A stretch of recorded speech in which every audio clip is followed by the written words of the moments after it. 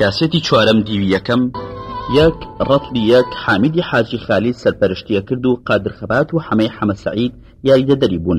بارەگای یوای پاڵەنیا و ڕەبایەکانی ئێوان گوندەکانی تاوێرە و هاواریان پێسپێرا بۆ گرتن و پاکردنەوەی لە هێزی دوژمن کە سەوسی پێشمەرگیان بۆ جیا کرایەوە لەگەڵ ئامێری هۆچی تۆچی و جفرەی قسەکردن و سێ کەس لە ئێرانەکان بۆ ئامێری لاسرکی کە پەیوەندی بکەن بە هێزەکانی ئێرانەوە لەگەڵ ئێمەشدا هەماهەنگی بکەن و سوودیان لێوەرگرن بۆ بەکارهێنانی تۆپخانە. دوو ڕەتلی دوو شەهید قادر کۆکۆیی سەرپەرشتیە کرد و سەلام چۆخە عەزیز جێگری بوو. ئەرچی ئەم ڕەتڵەش گرتنی سێ ڕەبایی پارێزگاری تۆپخانەی دەڵەمەڕ و پاشان ئەگەر سەرکەوتن پەلاماری سەربازگەی دەڵەمەڕ بدەن. حەفدا پێشمەرگیان بۆ جیا کرایەوە لەگەڵ ئامێری هۆچی تۆچی و پێداویستی شەڕەکە و عەدەد جیهازێکی ئێرانیان لابوو بۆ دروستکردنی پەیوەندی نێوان ڕەتڵەکان و تۆپخانەکانی ئێران. سێ ڕەتلی سێ خۆم سەرپەرشتی مەکرد. ئەم ڕەتڵە ئیشەکەی پەلاماردانی ناوشاری هەڵەبجە بوو دوای قۆناغی یەکەمی شەڕەکە. لە هەموو بەرەکانەوە ڕەتڵە 240 پێشمەرگە بوون. ئەم فەرماندانەشم لەگەڵدا بوون: محەممەد مۆریاسی، فەلاح حەمەبۆر، لەطیف محەممەد مەلا سابیر، ئەکبەر ئێناخی، مەجیدی حاجی عەلی کە هەریەکەیان دانرابوون بۆ سەرپەرشتی دەستەیەک لە هێزی ڕەتڵەکە. 6 کەس لە ئێرانەکان کە دوانیان عەدەد جیهازی لاسلکی و یەکێک ڕەسەد تۆپی خانەکان و دوانیان بۆ وێنەگرتنی تەلەڤیزیۆنی و یەک ئەفسەریش بۆ ڕێخستنی پەیوەندی نێوان ئێمە و بەرەکانی ئێران دانرابوو. لەم ڕەتڵەدا هەر لێپرسراوێک ئامێرێکی هۆچی تۆچی پێدرا لەگەڵ جفرەی بروسکە و قسەکردن. 4 40 پێشمەرگە جیاکرایەوە بۆ کەمال شاکر سەرتیپی 33 سوورێن با شێوەی هێزێکی نهێنی شەوی پێش دەستپێکردنی چالاکیەکە بڕۆنە ناوشاری هەڵەبجە و بە هاوکاری ڕێخستنەکانی یەکێتی و چەکدارەکانی فەوجی دیفاع وەتەنی کە پێشتر ئیشیان بۆ دیاریکرابوو لەگەڵ خەگیرسانی شەڕا لە بەرەکاندا ئەمانی بتوان لە ناوشاردا پەلاماری چەند بنکەیەکی حکوومەت بدەن و بیکەن بە تەقە و پشێوی لە ناوشاردا بنێنەوە بۆ زیاتر ڕوخانی ورەی هێزەکانی دوژمن و لەوێەوە ئامادە بن بۆ پاڵپشتی قۆناغی دووەمی چالاکیەکە و یەکگرتنەوەی لەگەڵ ڕەتلی سێدا. ئەمانیش ئامێری هۆچی تۆچی و جفرەی قسەکردن و عەدەد جیهازێکی ئێرانیەکانمان دانان بۆ پەیوەندی ڕێخستن لەگەڵ بەرەکاندا. 5 ساڵح قادریش دانرابوو بۆ پشتیوانی و کاروباری لۆجستیکی خۆمان بە هاوکاری ئاسۆی شێخنووری کە ئەو کاتا لێپرسراوی پەیوەندیەکانی یەکێتی بوو لە پاوە بارەگای ئەمان لە هاوارە کۆن بوو. ئامێری لاسلکی ڕاکاڵی گەورەشیان لابوو ئێمە هەموو بروسکەکانمان بۆ مەکتەبی سیاسی لە ڕێگەی هۆچی تۆچیەوە بدەین بەمان ئەمانیش بیدەن بە مەکتەبی سیاسی چونکە بەکۆڵ ئامێرە گەورەکە ناگوازرایەوە هەموو ڕێگەی ڕەتڵەکانیش هەر بەپێ بوو. ناوچەکە شاخاوی و ناڕەحەت بوو بۆ هاتوچۆکردن. جفرەی تایبەتیان لادانرا کە تایبەت بوو بە ئێمە و مەکتەبی سیاسی هەروەها چەند ئامێرێکی هۆچی تۆچیمان لادانان بۆ پەیوەندیکردن لەگەڵ ڕەتڵەکاندا بە ڕێخستن و هێزی پشتگیریەوە 40 پێشمەرگەیان لابوو بۆ پشتیوانیکردنی گشت ڕەتڵەکان. لەم کۆبوونەوەی خۆماندا لە بۆین لەگەڵ لێپرسراوەکانی خۆمان قسەمان کردبوو سەرنجماندا ئەگەر لە 4 لاوە شەڕهەڵگیرسێ ئەو شوێنانەی بڕیار درراوە بگیرێن لەلایەن هێزی ئێران و ئێمە و حیزبەکانی ترەوە بارەگای لیوەی پاڵانیا ئەوەندە گرنگ نییە. ئەگەر وازیشی لێبێنین خۆیەکەوێتە پشتی بەرەکە و بۆ خۆی تەسلیم ئەبێوە ڕوخێ. هەر بۆیە لەم کۆبوونەوەیەدا ئەوێمان سپار بە ڕەتڵی یەک بیگرن. سەبارەت بە نوو ڕەبایی پارێزگای تۆپخانەی دەڵەمەڕ بڕیارماندا بەشیکەین 3 بۆ ئێمە و کە زۆر شوێنەکەیان سەخت و بەهێز بوون 6 ڕەبایەشیان بۆ ئەوان کە زۆر ئاسان بووتمان ئێمە بە تێکەڵ شەڕ ناکەین. بەم شێوەیە وەڵامی پەیامەکەی شەمخانیمدایەوە کە محەممەد مقدم تەحرانی هێنابووی کە ئەو گەڕایەوە ئێمە شۆک و لەسەرەوە باسمان کرد دابەش بوون هەر کەس بۆ شوێنی خۆی و داواشم کرد بە پەیامێک لە شەمخانی کە ئیتر کاتی دواکەوتنی ئیشەکە نییە چونکە لەلایەک بەریستەرکردایەتی لە دۆڵی جافایەتی زۆر خراپە و دوور نییە حکوومەت هەست بە چالاکیەکە بکا و لێمان تێک بچێ چونکە هێزەکانمان تاو ئامادە بوون.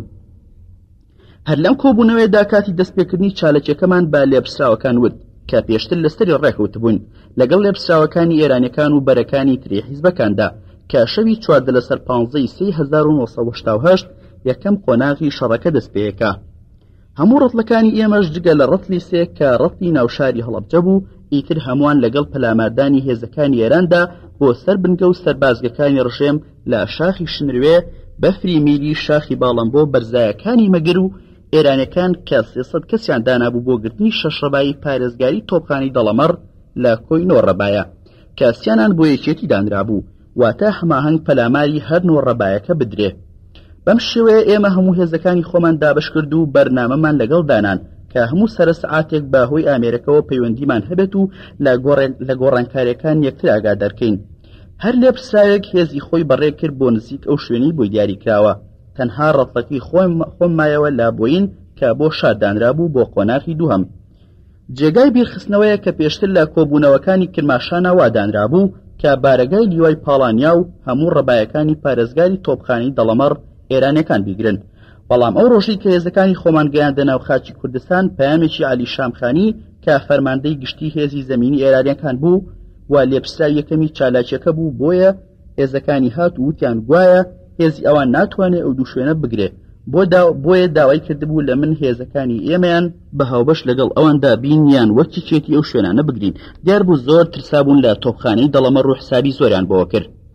چەند هاتوچۆیەکی محەممەد تەهرانی لە ڕۆژی 13 تا ئێوارەی 14 1970 لەلایەن عەلی شەمخانیەوە.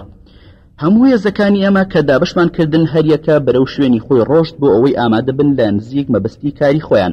هێزەکانی ئێرانیش بەنهێنی بەشی زۆری شەوانە پەڕی بووە ناو ئاوی سیروان بۆ دیوی کوردستان. خۆم ئەو هێزەی دام نابوو بۆ ناو هەڵەبجە مابووینەوە لە گوندی بۆین پێشنیوەڕۆی 13 بوو. لەپڕ بەهۆی ئامێری لاسیکچیەوە ئاگادار کرام کە دوور کەومەوە لە بۆین. لێپرساوانی ئێران دێت بۆ لام. منیش لام سیر بوو چونکە هەموو بەرنامەیەکمان داڕشت بوو. هیچی وان نەما بوو باسی بکەین. بە هەر حاڵ چاوەڕێم کرد نیو سەعاتی نەخایەن فڕۆکەیەکی هەلیکۆپتەری بچووک لە دیوی ئێرانەوە هەر بەناوچەم و دۆڵەکانە هات و لە خواردەی بۆی نیشتەوە. محەممەد تەهرانی لێدا بەزی دیار بوو دووبارە لای عەلی شەمخانیەوە هاتبوو. بانگی کردمە لاوە و زۆر بە پەشۆکاویەوە وتی بۆیە بەپەلە هاتمەوە هەواڵێک گەشتووە گوایە هێزێکی زۆری سوپای عێراق ئەم نیوەڕۆیە گەشتووەتە دەوروبەری هەڵەبجە. بۆیە ئاغای شەمخانی وتی پێت بگەم ئەگەر ئەزانن ئەکە ئاشکرابوون با کاتەکە بگۆڕین. منیش کە چەند جارێک هەواڵم بۆ هات لە ڕێخستنەوە لە هەموو گۆڕانکاریەک ئاگاداریانە کردم. هیچم نەبیست بوو کە هێزی تازی ڕژێم هاتبێتە دەوروبەری هەڵەبجە. تەنها ئەوە نەبێ یەک فۆژی دیفاع وەتەنی کە پەیوەندی بە ئێمەوە نەبوو لە دەوری خەرپانی دەرەشیش گۆڕان بە فۆجێکی تر کە پەیوەندی بە ئێمەوە هەبوو.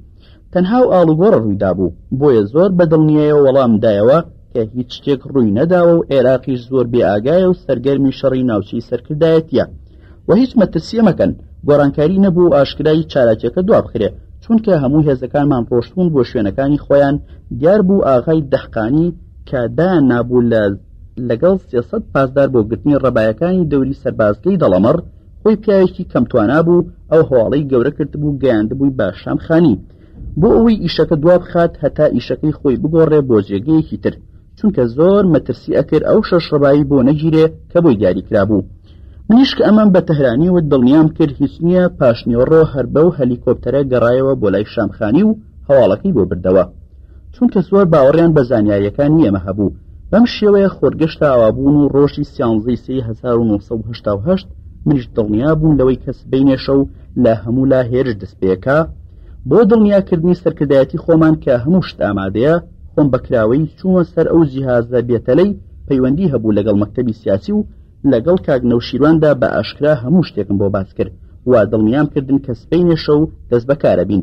هەتا قۆڵەکانی شەڕیشم بۆ باس کرد و بە ئاشکرا و زۆر باش ئەمزانی ئینساتی عێراق و ئێران گوێیان لە قسەکانمە.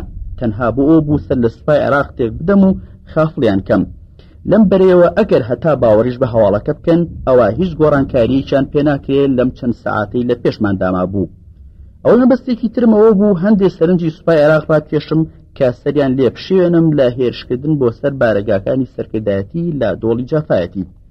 بەڵام هەواڵەکە گەشت بووە فەرماندەی فەیلقی سوپای عێراق وتبووی ئەوە شەوکەتە فێڵمان لەگەڵ بەکارهێنێ وا بەکراوەی لە جیهازا قساکە ئەجینا چۆن نەخشەی نهێنی وا بەکراوەی باسەکرێ. وتبووی ئەمە حاڵی سەرکردایەتیەکەیانە و شڕە بە هەر قسە بکە ئێمە سەری مارەکە پانەکەینەوە ئەم هەواڵانە لامان گرنگ نییە. دیار بوو باشگویان لە گفتوگۆی من و کاک نەوشیروان گرتبوو وتبووی نابێ بەم قسانە بخەڵەتین لای هەڵەبجە هیچ جم و جوڵی وانە بەڵام هەندێ وریابن. لە ڕاستیشدا جم و جوڵەکانی ئێمە بە شێوەی پارتیزانی بوو بۆیە زۆر ئاسان نەبوو هێزەکانی ئێمە بدۆزنەوە. لەبەر ئەوەی جوگرافیای شاخاوی ناوچەکە نهێنی جم و جوڵەکانی ئێمە و ئێران مەبەستیش لە سەری مارەکە واتە سەرکردایەتی یەکێتی نیشتیمانی کوردستان کە لە ناوچەی جافایەتی بوو. جارێکی تر هاتنەوەی محەممەد تارانی بۆ لامان.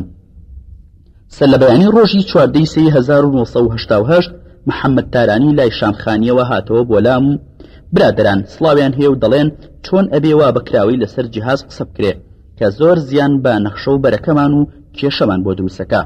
لە وەڵاما وتم منیش ئەزانم نابێ بەکراوی لە جیهازا قسە بکرێ، دوژمنیش ئەزانێ، بەڵام ئەم قسانی من ئەوەندەی تر دوژمنی غافڵگیرتر کردووە چونکە هەرگیز باوەڕ ناکەن من قسەیەکم لەسەر جیهاز بەکراوی کرد بێ. ڕاستەکەم لە جێبەجێکردنی دا و ئێمە هەواڵی هەموو سەعاتێکی هێزەکانی دوژمنمان هەبوو لە ناوچەکەدا، هیچ گۆڕانی بەسەردا نەهاتووە، بۆیە دڵنیابن چالاکیەکەمان سەرکەوتووە بێ و چونکە ئێمە ئەزمونمان زۆرە لەگەڵ سوپای عێراقدا و عەقڵی فەرماندەی سەربازیەکانیش بە باشی ئەناسین. ڕۆژی 14 سێ هاتنی قاید فەیلەقی سێ بە کۆپتەری سەربازی بۆ ناوچەی شنروێ.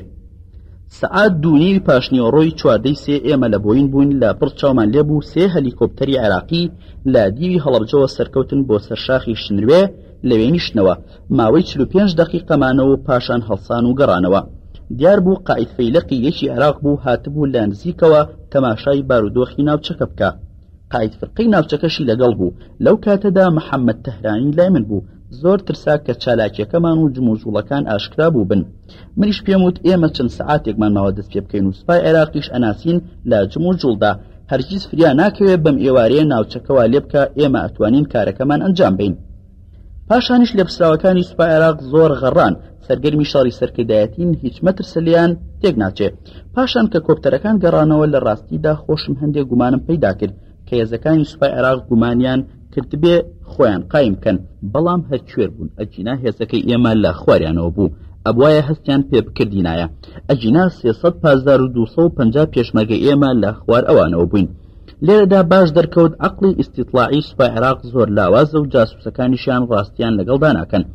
هەرچەندە ناوچەکە شاخاویە و ئەو ڕۆژە تەمبەری ئاسمانی گرت بوو.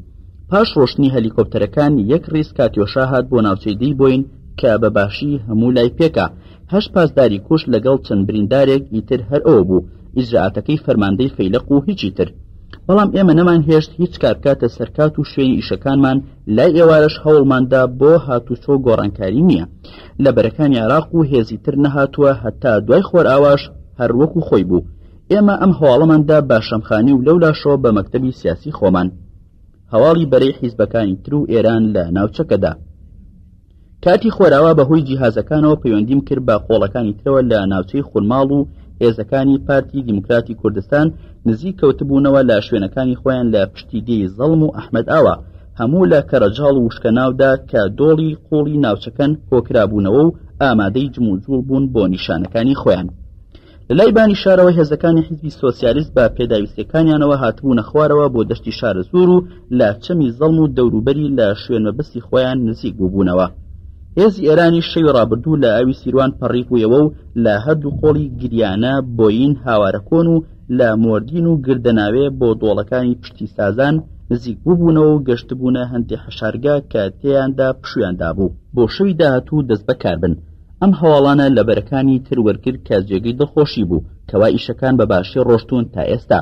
لەم لاشەوە پەیوەندیم لەگەڵ کاک حامید کرد لە شوێن مەبەستی خۆیان نزیک بووبوونەوە بە ئاسانی و ئامادە بوون بۆ جێبەجێکردنی کارەکەیان. ئەم هەواڵانە زۆر دڵخۆشی کردم، ئاگاداری مەکتەبی سیاسیم کرد لە هەموو لاوە ئامادەن. پاش سەعات 9 شەو 14/5/1970 هەر پێش دەستپێکردنی شەڕەکە من و کاک فەلاح حەمەبۆر لەگەڵ کاک نیازی حاجی عیزەت و کاک لەتیف و حەمەی مەلاسابیردا ئامێرێکی هۆکی تۆکیمان برد و ڕۆشتینە شوێنێکی بەرز کە هەمچاومان لە بەرەکانەوە بێ هەمیش بتوانین پەیوەندی بکەین با ڕەتڵەکانەوە بۆ ئەوی ئاگامان لە گۆڕانکاریەکان بێت لە شەڕەکەدا. عەدەد جیهازێکی ئێرانەکانیشمان برد لەگەڵ خۆمان کە ئەویش پەیوەندی هەبوو لەگەڵ هێزەکانی خۆیاندا و ئاگاداری ئەکردین لە هەواڵەکانیان. شەوی 14/5/1970 دەستپێکردنی قۆناغی یەکەمی شەڕەکە. پێشتر وا ڕێکەوت بوون لەگەڵ ڕەتڵەکانی کاک حامید و ڕەتڵەکەی کاک قادر کۆکۆیدا یەکەم شەو پەلامار بدرێ لە دوو قۆڵەوە، هەماهەنگ لەگەڵ پەلاماری هێزەکانی پارتی و سۆسیالیست لە ناوچی خورماڵ و شارە زووردا و هێزەکاری ئێرانیش کە پەلاماری شاخی شنروێ و شاخی پاڵان بۆ بدەن. ئەو دوو ڕەتڵی ئێمەش پەلاماری ڕەبیەکانی نێوان هاوار و تاوێرە بدەن و لای کاک حامیدەوە لە لایەن کاک قادریشەوە پەلاماری سێڕەبایەکەی پارێزگاری تۆپخانی دەڵەمەڕ بدرێ. 300 پاسدارەکەی تریش لەگەڵ کاقادردا پەلاماری 6 ڕبایەکەی تری دەڵەمەڕ بدەن. ئەم ڕێککەوتنەوە وا بڕیاری لەسەر درابوو کە پاشان بۆ قۆناغی دووەمی شەڕەکە هێزی ئێمەش پەلاماری ناوشاری هەڵەبجە بدا، چونکە شارەکە لە دەشتایدا بوو. ئەگەر شاخەکان نەگیرێ و تۆپخانەی دەڵەمەڕ لە کاردا بێ، ئاسان نابێ بتوانێن لە شاردا شەڕ بکەین و بمێنینەوە. بەڵام ئەو هێزە چلکەسیە لەگەڵ کەمارشاکردا ناردەبوومان بۆ ناوشار، ئەوان شەو یەکەم لەگەڵ بەرەکانی تری ڕەتڵەکاندا ناوشار تەقە دامەزرێن و بەم شێوەیە ببێت بە شەڕ لە هەموو لایەکەوە و دوژمن سەری لێ بشێوێ. سەعات 1:30 پاش نیوەشەوی 14/5/1988 پێش هەموو ڕەتڵەکان لە قۆڵی کاک حامیدەوە تەقە دامەزرا و پەلاماری ڕەبایەکانی دوژمن درا. پاش ئەوان ڕەتڵی کاک قادر کۆکۆیی پەلاماری ڕەبایەکانی تۆپخانەی دەڵەمەڕیاندا. هێزەکانی ئێرانیش دوای 10 دقیقە پەلاماری لوتکی شنوێ و ڕەبایەکانی سەرشاخی باڵام بۆیاندا.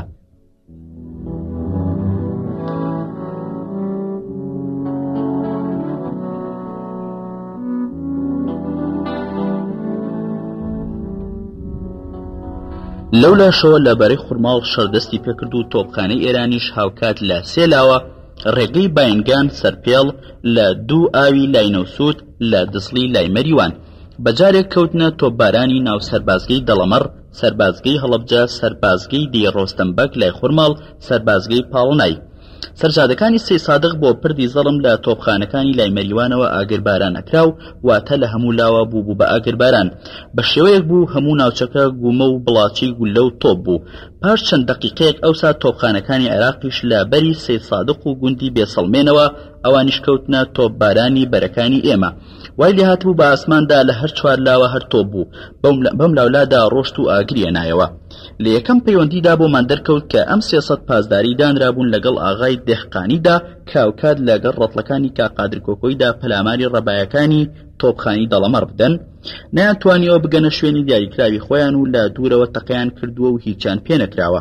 بەڵام هێزەکانی یەکێتی نیشتیمانی کوردستان ناچار بوون خۆیان پەلاماری 6 ڕەبایەکەی ئەوانیش بدەن و پاش ئەوەی ڕەبایەکانی خۆیان گرتووە. هێزەکە ئێران لەو 6 ڕەبایی بۆیان دیاریکرا بوو تەنهایەکیشان گرتە بوو، واتە 9 ڕەبایە 8 ڕەبایی هێزەکانی ئێمە گرتبوونیان. لێپسراوانی ئێرانیەکان خۆیان شاردبووەوە، پاشەوەی دەستیان گرتبوو بەسەر سەربازگەکەدا هەندێک لە پاسدارە ترسنۆکەکانیشان چەک کردبوو بە گیراوی بۆیان ناردبووینەوە. لە پەیوەندیەکی تردا بۆمان دەرکەوت لە پشتی خوڕماڵ هێزەکانی ئێران و پارتی توانیوانە هەندێک لە ڕەبایەکانی پشتیدەی ئێڵان پێ بگرن. هێزەکانی ڕەتڵی کاک حامیدی زنجیرە ڕەبایەکانی نێوان گوندی هاوارە و تاوێرەیان گرتبوو، شەڕیش لە چەند شوێنێکی تریان بەردەوام بوو.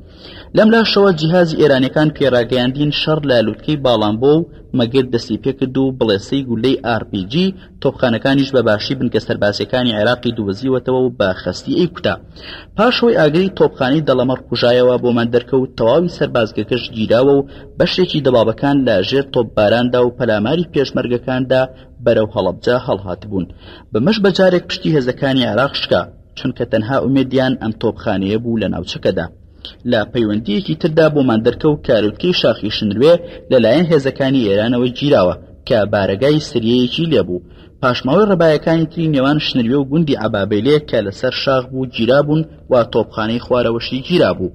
لە دەڵەمەڕ و یەکسەر ڕەبایەکانیان بەجێهێشتبوو ڕایان کردبوو. هێزەکانی ئێرانی دەستیان گرتبوو بە سەریاندا. لەناو شاری هەڵەبجەشدا ئەو هێزە چلکەسی ناردبوومان لەگەڵ پێشمەرگەکانی ڕێخستندا پەلاماری چەند بنکەیەکی حکوومەتیاندا بوو، دیار بوو شەڕگەرم بوو لەناو شاردا. هێزەکەی حزبی سۆسیالیست توانی بووی بگاتە سەر جادەی پەردی زەڵم و ڕەبایی گردیگویان گرتبوو و جادەی نێوان سەی سادق بۆ خوڕماڵ و هەڵەبجەیان خستبووە ژێردەستی خۆیان کە بەمە هێڵی هاتوچۆی بەرەکە لە عێراق بڕابوو. زۆر کاریگەری هەبوو لەسەر ورە دابەزینی هێزەکانی دوژمن بە تایبەتی بە TNT پەردی زەڵمیان تەقاندبوویەوە و لەو بەهارشدا ئاوی زەڵم بە یەکجار زۆر بوو و ڕێگەکەی بڕی بوو.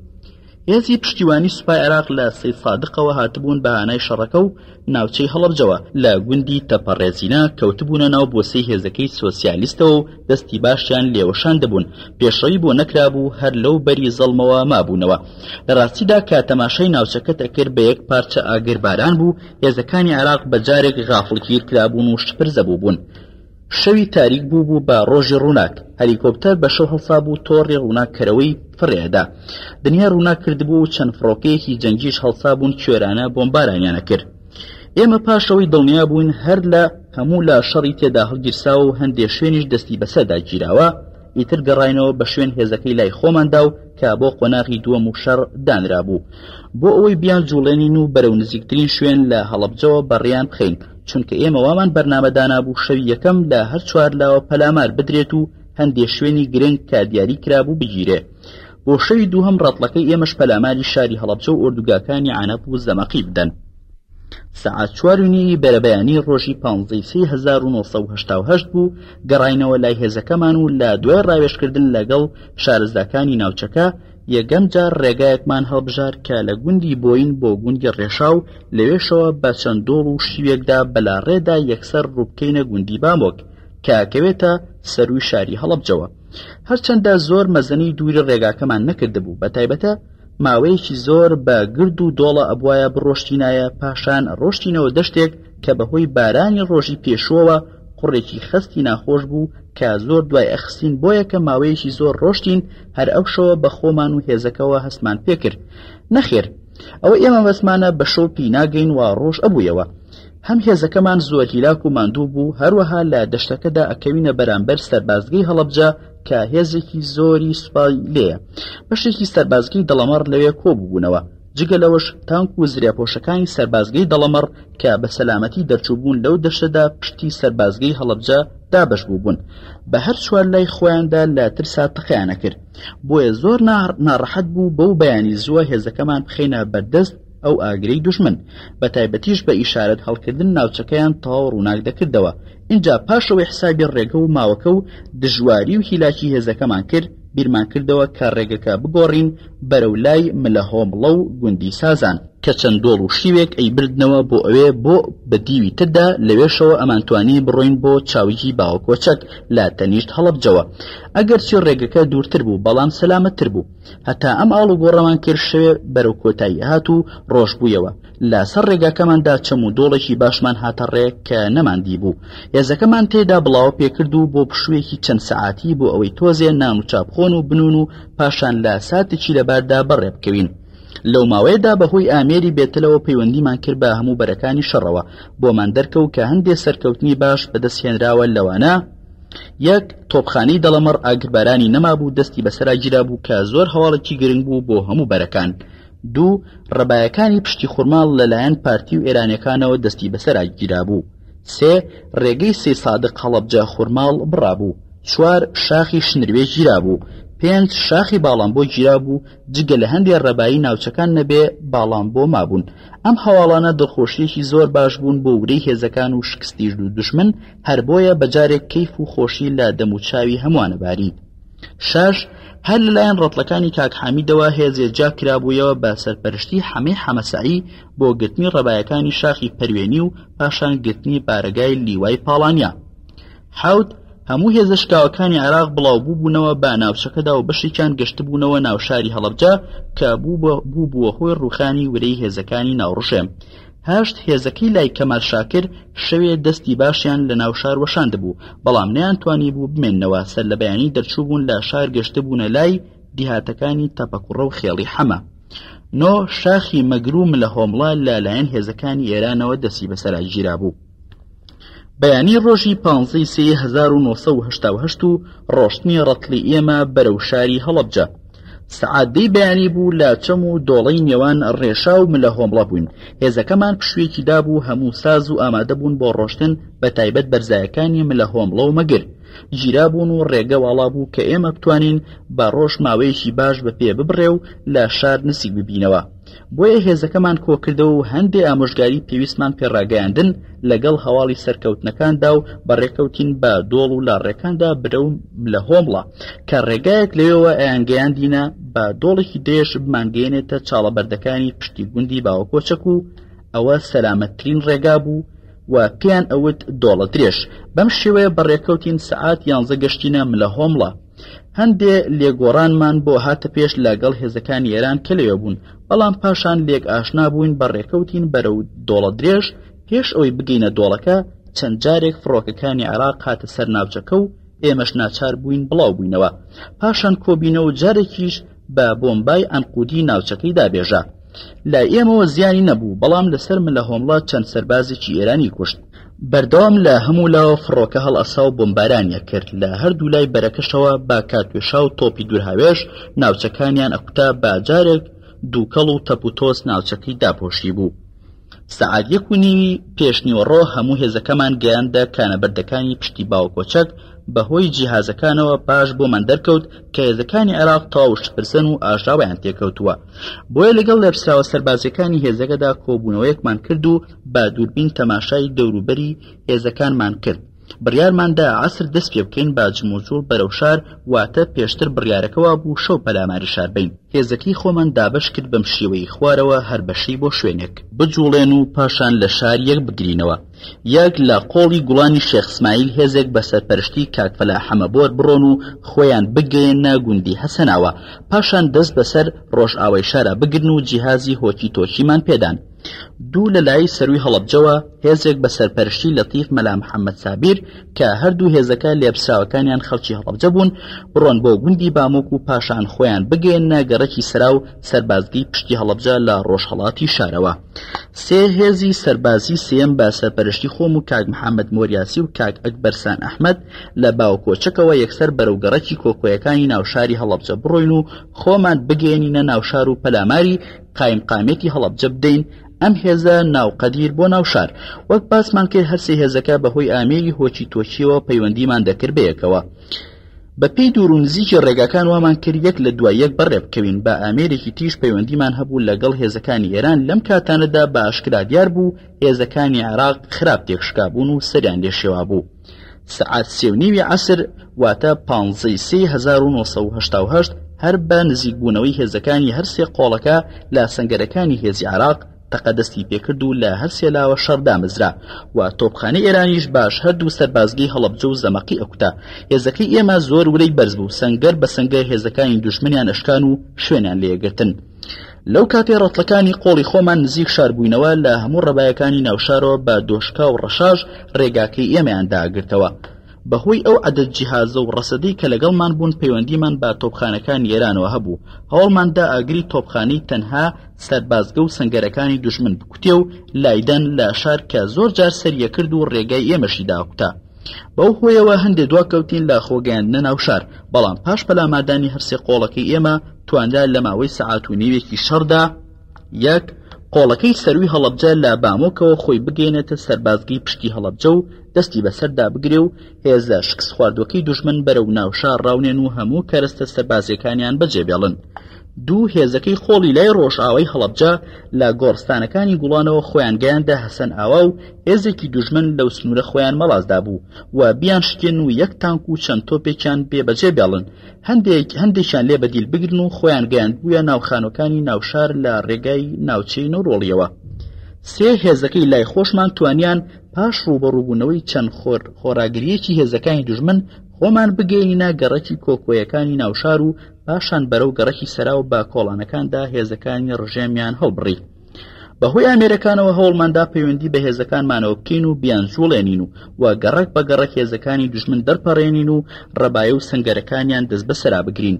لەم کاتەدا هێزەکانی سەربەڕێخستن کۆمەڵ بە کۆمەڵ چەکیان دەسەکەوت و پەیوەندیان ئەکرد بە هێزی پێشمەرگەوە و شان بەشان پەلاماری سەنگەرەکانی دوژمنیان ئەدا و ڕێوشوێنیان نیشانی هێزەکان ئەدا.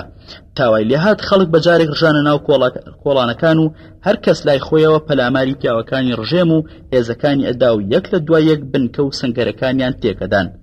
چونکە وردە ڕۆژیش بەرەواوابوو نەچوو ورەی هەموو لا بەرز بوو جگەرە دوژمن دەستە هێزی سوپای عێراقیان دەستگیرە کرد و بەرەو لای ئێمەیان ئەنارد و هەندێک هەر خۆیان چەکیان فڕێ ئەدا و خۆیان ئەدا بەدەستەوە.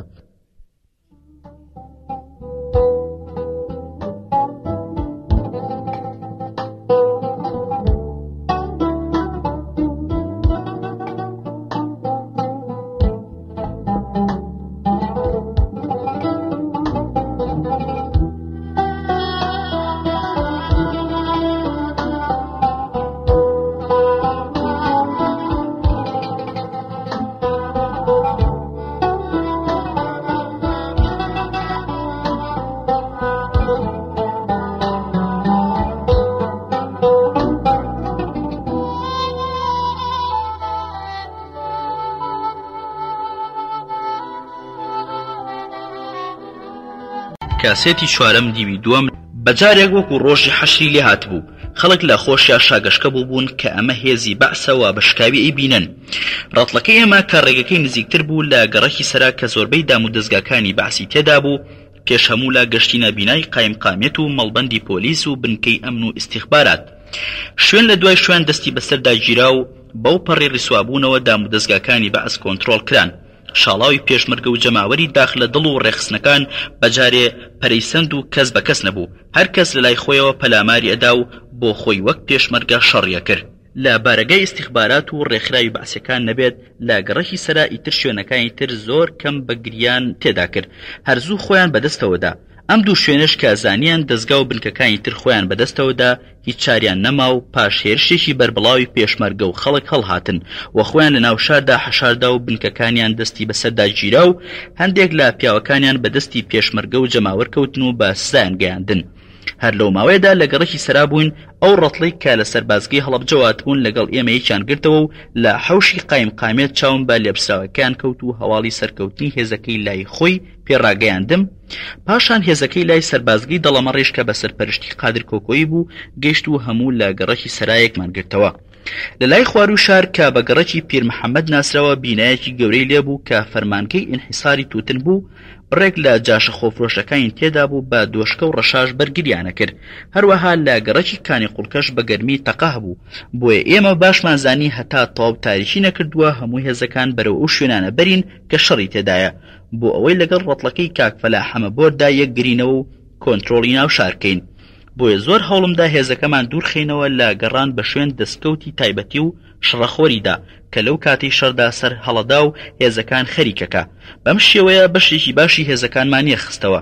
هەندێک دەستە و چەند کادیرێکم دانا لە گەڕەکی سەرا بۆ کۆکردنەوەی بەڵگەنامە و چەک و تەقەمەنی فەرمانگە گیراوەکان و پاشماوەی هێزەکەم بەرەو ناوەڕاستی شار و پاشان بەرەو شوێنی تەقەکان برد و لە چەند لاوەدا بەشمان کردن.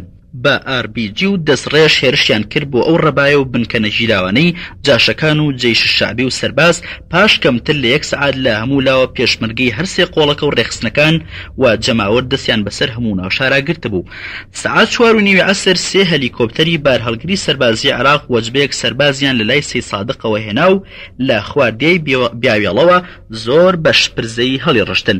بە مەبەستی پشتیوانی هێنابوونی، بەڵام هەر پاش هەڵڕشتنی هێزەکە هەلیکۆپتەرەکان هەڵسان ئاشکرا بوو لیان کە کار لە کار کرازا و بەفیایی هیچ ناکەون. بۆیە هەرزوو پەشیمان بوونەوە.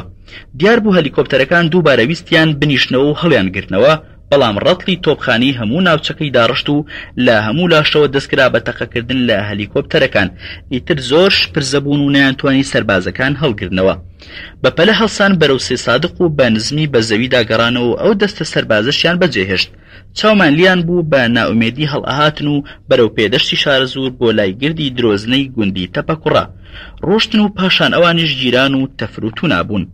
هیچ بەرگریەک لەلایەن دوژمنەوە لە ناو شاردا نەما، تەنها هەندێک وردەتەقەی پەراگەندە نەبێ لەگەڵ تۆپبارانی دوور کە بەشێکی لە بەرەی ئێرانەوە کرا.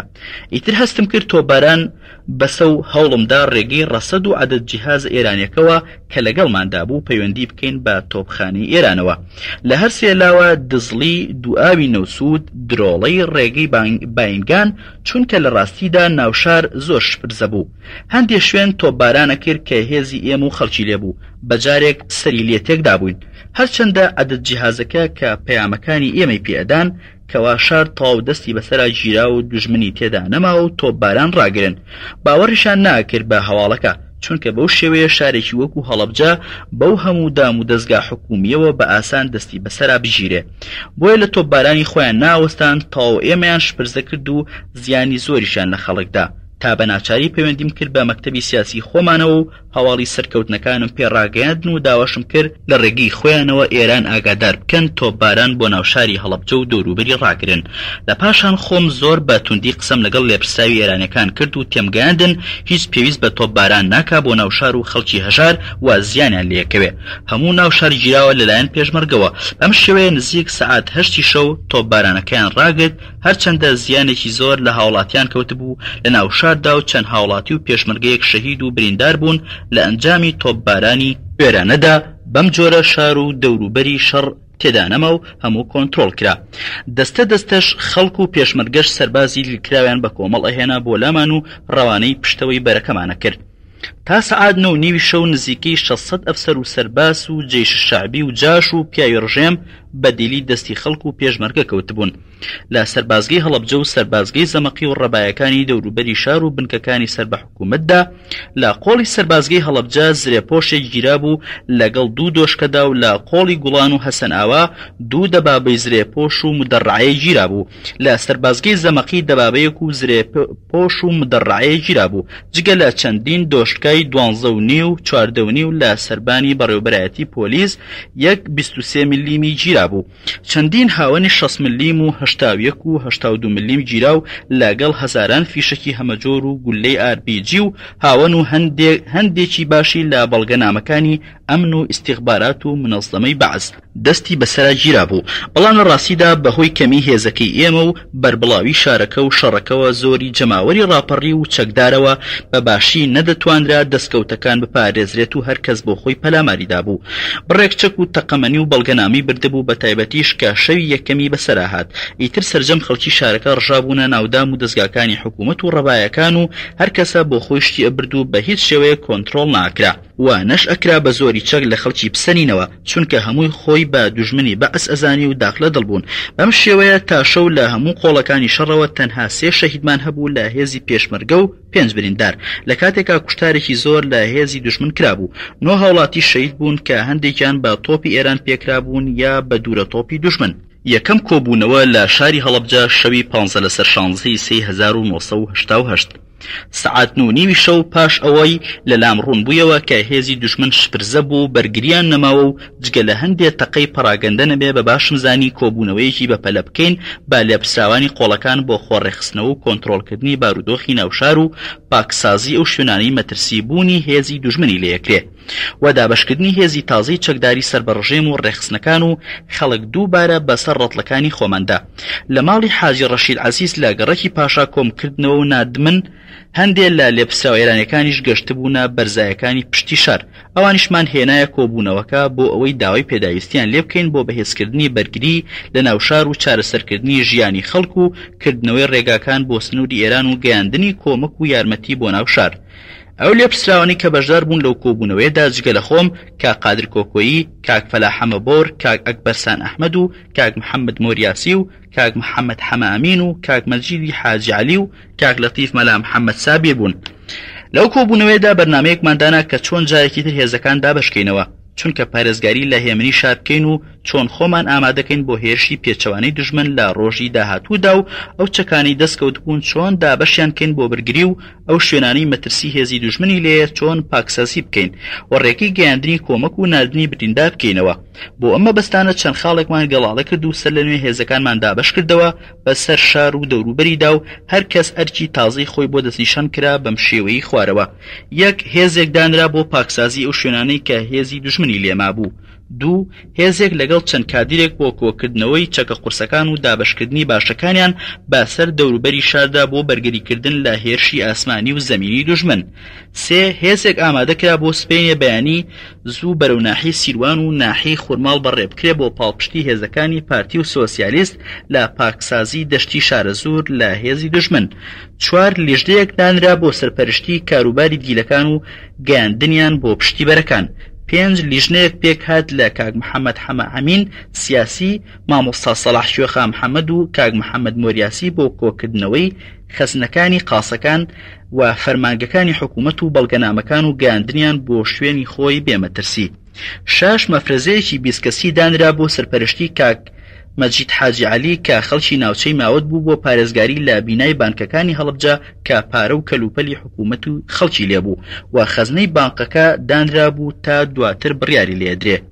7 لێپسراوی ئێرانیەکان 2 کەس بە ناوی عەلی ڕەزا دێقانی نردمان بە دوایاندا ئامادە بوون لە کۆبوونەوەکەدا پێمان سپاردن کە ئەلف بە هەموو هێزەکانی خۆیان ڕابگەن شارەکە و دەوروبەری گیراوە و هیچ تۆپبارانی ناوشار نەکەن و ڕێگەی هەڵەبجە بۆ سەرسنوورەکان بکەنەوە ڕێگە لە خەڵک نەگرن کە لە شار دەرەچێ و بەرەو سەرسنوورەکان هاوکاریان بکەن. با داوامان لێکردن دەست بەجێ پەیوەندی بکەن بە سەرکردایەتی خۆیانەوە چەند تیمێکی هەڵگرتنەوەی مین بنێرن هەتا مینی سەر ڕێگا و سنوورەکانی ئەم ناوچەیە هەڵگرنەوە بۆ ئەوەی هاتوچۆکردن ئاسان بێت.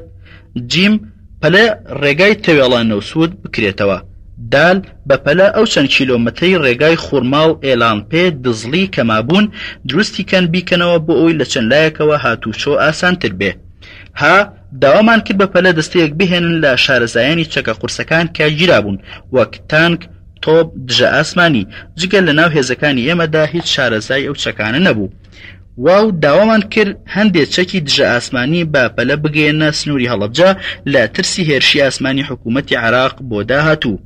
زال داوامان کرد چادر و بەتانی و خواردن و دەرمان لەگەڵ ماسک و جلوبەرجی دژی کیمیایی کە پێشتر هێنرا بوونە نزیکی پاوە بیگوازنەوە بۆ ناو خاکی کوردستان بۆ دابەشکردنی بەسەر پێشمەرگە و خەڵکدا لە کاتی پێویستدا. هەروەها لەم کۆبوونەوەیدا بە هەموو لێپرساوەکانمان ڕاگەیان کە هەریەکە لە خۆڵی خۆیەوە کادرەکان بخەن گەر بە کۆبوونەوە بانگەواز ئاگاداری خەڵک بکەن و ئەحتیاتی خۆیان بخەن لە هێرشی پێچەوانی زەمینی و ئاسمانی دوژمن دڵنیابن کە هێزی پێشمەرگە شارچۆڵ ناکا و شەڕی بەرگری لە شارەکە. بەم شێوەیە ئیشەکانمان دابش کرد و ئەم بەرنامە تازەیەشمان بە جیهاز بە مەکتەبی سیاسی ڕاگەیان. لە هەموو ئامێرەکانی سنوورجیاجەکانەوە بروسکەی پیرۆزباییمان پێگەشت. شار شەوێکی ئارام و پڕ لە خۆشی بەسەر برد. تا بەیانی بازاڕ و دوکان کرابوویەوە لەسەر جادەکان شای و هەڵپەچێ بوو. هەروەها لە ئێوارە شەو ئەو کەسانی مەترسی هێرشی دوژمنیانە کرد وردە وردە دەستیان کرد بە خۆکۆکردنەوە و چوونە دەرەوە لە شار بەرەو دیهاتەکانی پشتی هەڵەبجە و سەرسنوورەکان بە تایبەتی ئەوانەی سیارە و تراکتۆریان هەبوو یان شارەزای ڕێگاوبانی دیهاتەکان بوون کە لەو کاتەدا ئەگەرچی مەترسی مینەکرا بەڵام لە چوار قۆڵەوە ڕێگا لە دوورکەوتنەوە هەبوو.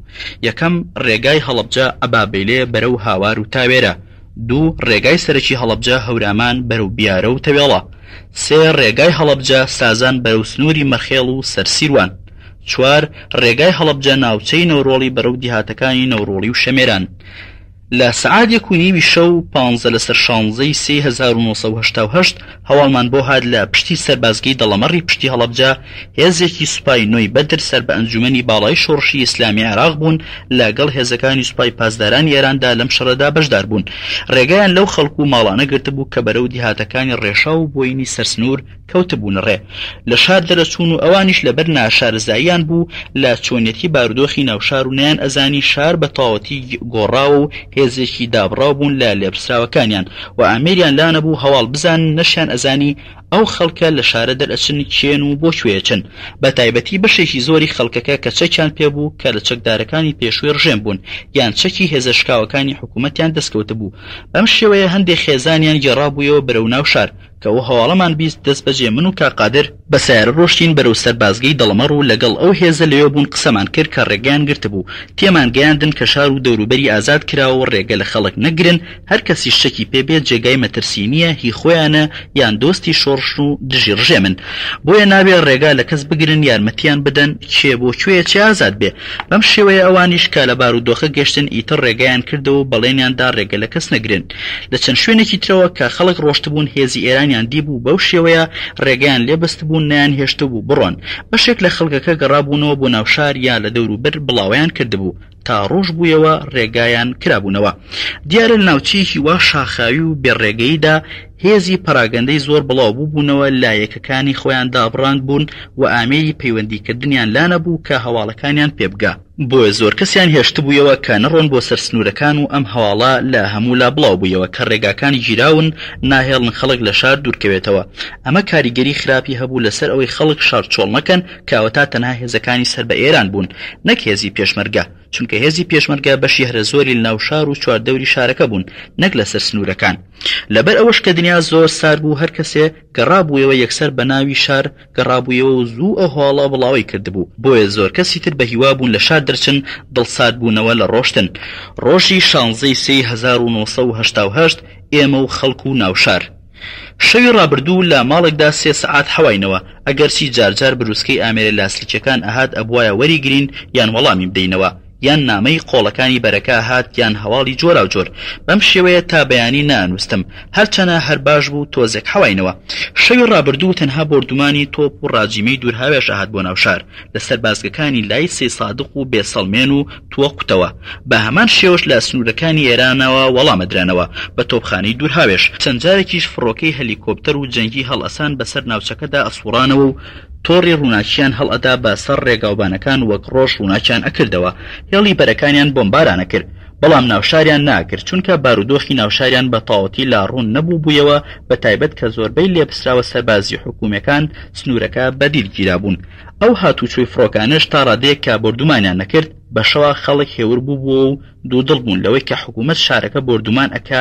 یان نە سەر لە بەیانی شانسەی 1970 هەواڵم بۆ هات کە چەند لێپسراوێکی حیزبی دیموکراتی کوردستانی ئێران کە پێشتر باسمان کرد لە دێعەنە گیریان خواردووە داوایان کردبوو بە پەلا من ببینن بەڵکو چارەسەرێکیان بکەین و هەندێک سیارە و کەلوپەلیان پێیە هەروەها هەواڵێکی تر هات کە چەند ئەفسەرێکی گەورەی سوپای عێراق لە باخەکانی عەنەب خۆیان شاردوتەوە لەگەڵ هەندێک جاش و بەعسی کوردی ناوچەکە کە ڕێگەی دەرچوونیان نەبوو منیش بە باشم زانی خۆم بڕۆم لەم هەواڵە دڵنیابم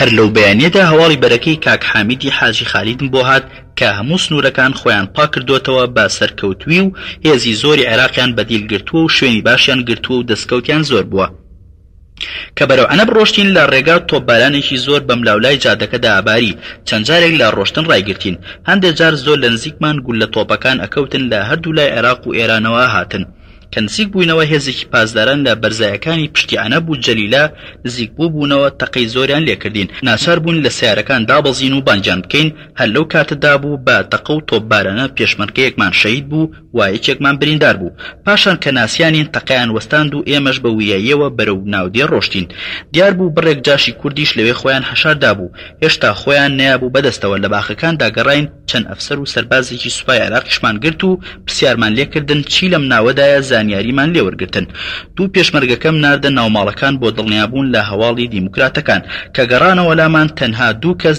لە دیموکراتەکانیان دیبوو کە سیارەی ئامێر و هێزەکەیان شاردبوویەوە هاتە لامان وتیان کە ئەو کلیلی سیارەکەیە ئەدەینە دەست ئێوە و ئەڕۆین بە لای ماڵ و مناڵمانەوە کە لەو کاتەدا لە هەر چوارلاوە خەڵک و ماڵ و مناڵ لە شار دەرەچوون بەرەو شاخەکان و دیهاتەکان بڵاویانە کرد بە پێ بە سیارە بە تراکتۆر پرسیای لێپسراوەکانی دیموکراتمان کرد وتیان تا ئەم بەرەبەیانە زۆربیان لێرە بوون هەر بە تاریکی و بە شپرزەیی لێرە دەرچوون منیش پێم وتن ئەگەر چاوتان بە لێپسراوی هێزەکانتان کەوت بە ناوی ئێمەوە بڵێن خۆیان لەم سنوورە دەرکەن چونکە ڕۆژ بەم ڕۆژە پیان ئەڵێن بارودۆخی ئەم ناوچەیە تێکەچێ باوەڕمان پێ ناکەن تازە ئێمە ناتوانین هیچیان بۆ بکەین ئەبێ خۆیان دەرباسکەن تا لە ڕێگا بە تەواوەتیان لێ نەبڕاوە بەم شێوەیە پاش گەڕانێک لە عەنەب و بیاوێڵە سیارەکەی دیموکراتیشمان هێنا و گەڕاینەوە هەڵەبجە ڕاستەوخۆ ڕۆشتم بەرەو قایمقامێت و هەواڵم نات بە نەوشاردا هەر کام لە حیزبەکانی پارتی سۆشیالیست بزوتنەوەی ئیسلامی هاتوونەتە ناوشار لەگەڵ لێپسراوەکانی خۆماندا بێن بۆ قایمقامێت لێ کۆبوونەوەی بکەین بزانین ئەمڕۆ چی بکەین بۆ بەڕێوەبردنی بارودۆخی ئاڵۆزی ناو شارەکە و دەوروبەری هەروەها لێپسراوانی تەنسیقی ئێرانیەکانیشمان بان کرد بۆ کۆبوونەوەکە کۆبوونەوەی هاوبەش لە قایمقامێتی هەڵەبجە سەر لە بەیانی شانزەی سێ سەعات دەی پێشنیوەڕۆی شانزەی سێ 1970 لە قایمقامێتی هەڵەبجە هەموو لێپسراوەکانی خۆمان و نوێنەری ئێرانیەکان عەلی ڕەزا و نوێنەری بزوتنەوەی ئیسلامی کە پێش سەعاتێک گەشت بوونە هەڵەبجە لە ڕێگەی سازانەوە کاکمەلا عەلی عەبدولعەزیز بوو و تەنها نوێنەرێکی پارتی گەشت بووە ناوشار کە محەممەد هەمینە بوو لە لایەنێکێتیەوە کە قادر کۆکۆیی محەممەد مۆریاسی محەممەدی حەمامین ئەکبەر ئێناخی بەشدار بوون خۆم سەرپەرشتی کۆبوونەوەکەم کرد ئەم کۆبوونەوەیە بۆ ئەو بوو کە دەقی کۆبوونەوەکەی شەوی ڕابردووی خۆمان و ئێرانەکان بەمانیش ڕابگەێنین کە تازە گەشت بوونە ناو شار لە سەرەتای کۆبوونەوەکەدا لە برایانی بزوتنەوەی ئیسلامی و پارتیم پرسی هەر لایەکیان چی هێزیان گەشتووەتە ناوشار چیان پێکۆکرێتەوە بۆ ئەوەی بە هاوبەشی بتوانین بارودۆخی ناوشار بپارێزین و پاشماوەی هێزەکانی دوژمن لە ناوچەکەدا پاک بکەینەوە و بەرنامەی بەرگری هاوبەش ساز بدەین لە سنوورەکەدا و پارێزگاری لە سەر و ماڵی هاوڵاتیان بکەین هەروە لەگەڵ نوێنەری ئێران قسەمان کرد کە ئەو خاڵانەی شەو بڕیاری لەسەر درابوو چەند هەوڵیان داوە بۆ جێبەجێکردنی لەم باسانەدا بوون سەعات بوو بە بە 11 پێشنیوەڕۆ هێشتا کۆبوونەوەکەمان بەردەوام بوو لە ناکاو 7 فڕۆکەی جەنگی ڕژێمی عێراق هاتنە سەر شار و بە ساڕوخ و ڕۆکێت و ناپاڵم گەڕەکی سەرایان بۆمباران کرد. لە ڕێگەی کارێزی حاجی ناجی زۆر ماڵبەرکەوتن و زیانی زۆر لە هاوڵاتیان کاو. بەم شێوەیە کۆبوونەوەکەی ئێمەش بێئەنجام بڵاوی لێکرد و هەریەکە لە حیزبەکان بەلایەکدا ڕۆشتن. ئێمەش هەوڵماندا لێبسراوەکانی هێزەکەی خۆمان هەریەکە بگەنەوە لای قۆڵەکانی خۆیان و پەیوەندی بەردەوام بکەن لە ڕێگەی ئامێری هۆکی تۆکیەوە. هەر لە کاتی کۆبوونەوەکەدا خەڵکی زۆر لە بەردەم قایمقامێت کۆبوونەوە هەموو بڵاویان کرد. پاشان ئێمەش لە قایمقامێت دەرچوون و بە سەیارە هەندێ بنەوشار داگەڕام. دواتر ڕۆشتمە گەڕێکی کانی عەشقان، بینای خوێندنگایەکی گەورە هەبوو لەوێ ماینەوە و ئامێرەکەمان دانا. بۆمان دەرکەوت لەو بۆمبارانەدا 6 هاوڵاتی و 2 پێشمەرگەی ئێمە شەید بوون و خانوبەرێکی زۆری خەڵک بەرکەوتون و زیانی زۆر لە گەڕەکی سەراکەوتووە. لەم کاتەدا ئیتر هەستکرا کە دوژمن نیازی خراپە لەگەڵ خەڵکی شارەکەدا و دوور نییە دڕندانەترەکەوێتە بۆردومانی خەڵک و ناوچەکە. هەر بۆیە هەوڵماندا بە هەموو ئەوانەی گویان لێگرتین بڵێن کە لە شار دوورکەونەوە نەوەک ڕژێم بۆمبارانی ترکە.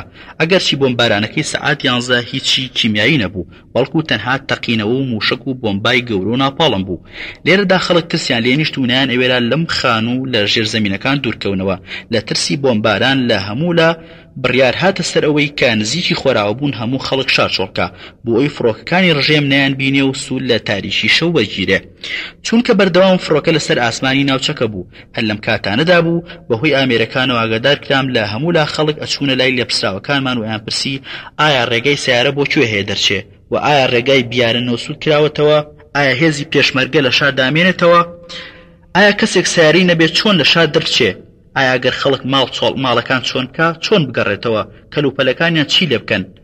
ئێمە و لێپسراوەکانی تریشمان هەریەکە بە پێی پرسیارەکەی وەڵاممان ئەدانەوە و پێمان ئەوتن ئەم شەڕە ئێمە شار چۆڵ ناکەین، بەرگریەکەین. هەموو کەس ئەبێ بارودۆخەکە هەڵسەنگێنێ و ئەبێ هەموو احتیمالێک دابنرێ کە دوژمن خراپتر دەست بۆشێنێن لە ناو شار و لەم کاتەشدا تەنها ڕێگەیە کرابووە کە ڕێگای خورماڵ دزڵی بوو. لە شاخی سوورێنەوە بە خەڵکمان ڕاگەیان ئەو ڕێگایە کراوەتەوە، هەوڵیش ئەدرێ ڕێگای نەوسود بکرێتەوە. بەم شێوەیە بەردەوام بە پیادە و سیارە و تراکتۆر زیاتر دەستیان کرد بە چۆڵکردنی شار لە هەموو ڕێگاکانەوە کە زۆر باش بوو تا نزیکی ئەوارە ژمارەیەکی زۆر باش لە شار دوورکەوتنەوە. ئێمەش ئەم هەواڵانەمان بەهۆی ئامێری گەورە لاسرچیەوەدا بە مەکتەبی سیاسی خۆمان. فڕاندنی سیارەکەم لەلایەن پاسدارێکەوە لە ناو شاردا. هەر لە بەیانی 16 سێوە هەندێک پاسدار بە شێوەی پەراگەندە لە بەرەکانەوە گەشتبوونە ناوشار و بێسەروبەر بەو ناوەدا ئاگەڕان و دیاریش بوو هەندێکیان لەلایەنی لێپسراوەکانیانەوە نێرابوون بۆ سیارە فڕاندن. لەو کاتی کە من لە خوێندنگاکەی کانی عاشقان بووم، ئەو سیارەی دیموکراتیەکان بوو دەستمان کەوتبوو لامان بوو لە گەراجی خوێندنگاکەدا حەشارماندا بوو. خۆشمان لە ژێرزەمینەکەیدا بوون لە لای جیهازەکە و مەفرەزەکەی خۆم لەسەر کۆڵانەکان و قۆڵەکان دانابوو.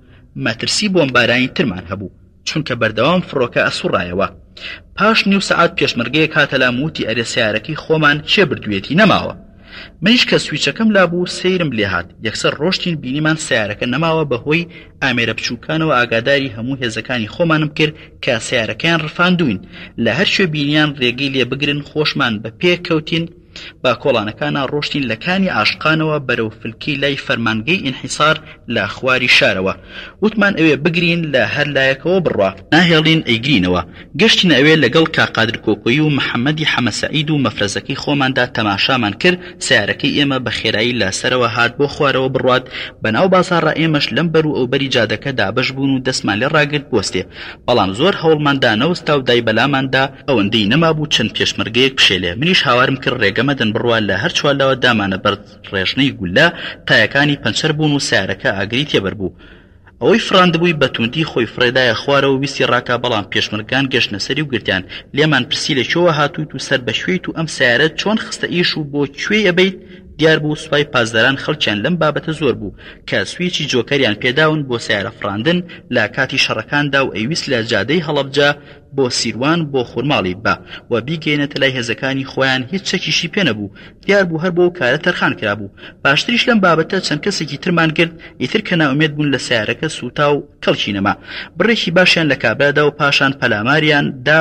ئێمەش بە پیادەکەوتین چونکە ئەوە تەنها سیارە بوو کە بەدەستمانەوە بوو.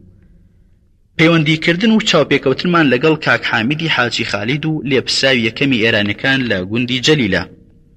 سعات 3:30 عەسری ڕۆژی 16 سی 1970 کاک حامید کە سەرپەرشتی ڕەتڵەکەی لای تاوێرە و هاوار و پاڵەنیانە کرد با جیهاز ئاگاداری کردم کە لێپسراوی یەکەمی ئێرانیەکان لەگەڵ هەموو حیزبەکاندا هەماهەنگی ئەکرد لە فەرماندەی گشتی سوپای پاسدارانە کە ناوی محەممەد مەقەدەم تەهرانی بوو.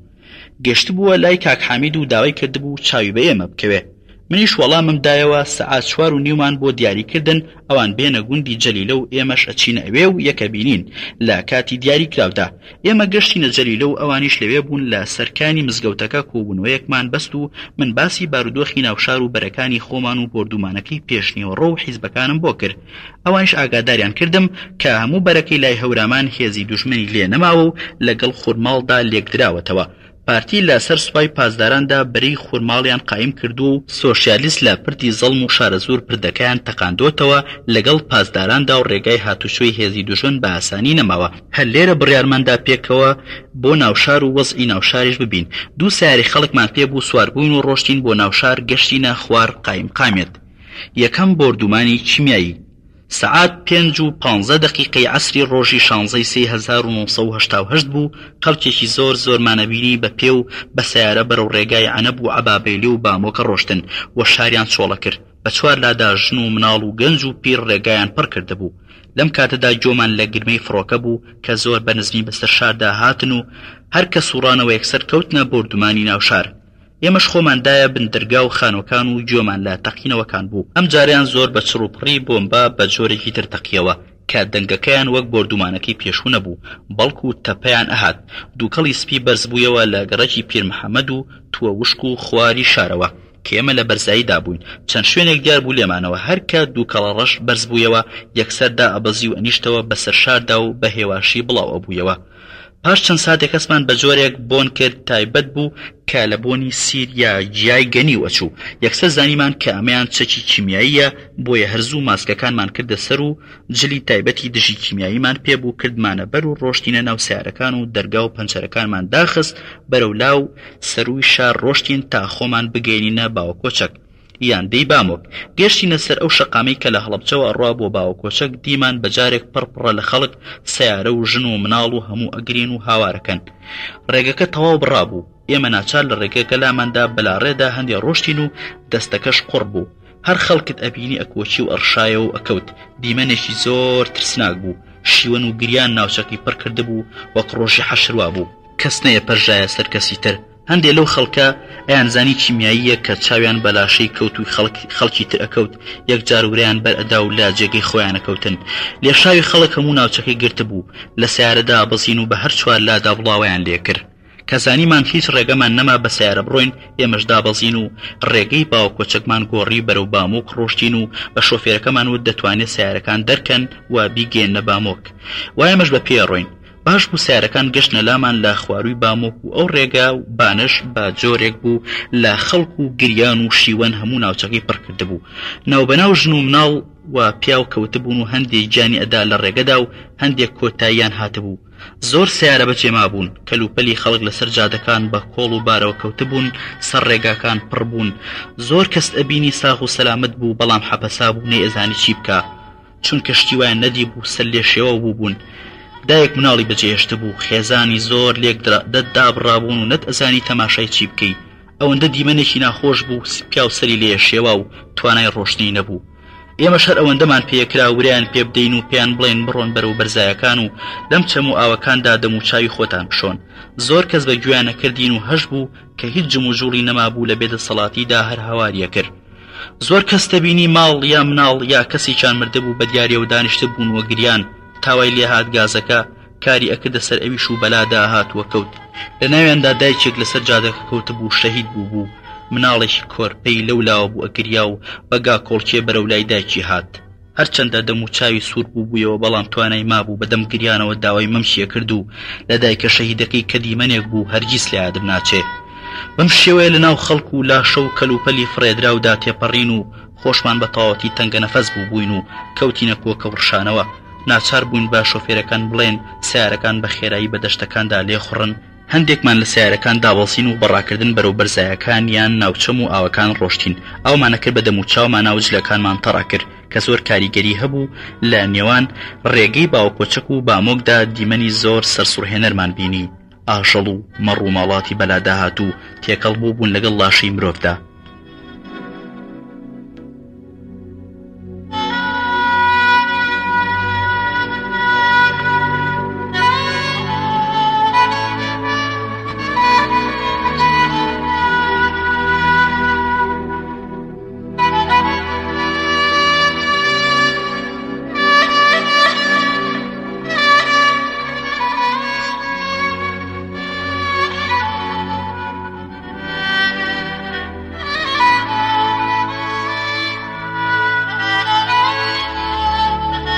کاسێتی پێنجەم دیوی یەکەم هەندێک گیانی تێدا مابوو موزەیە هات بەڕاستی ناتوانرێ وەسفێ و حاڵەتە بکەین ئەوەندە ناخۆش بوو هەرگیز شتی وامان نەدی بوو.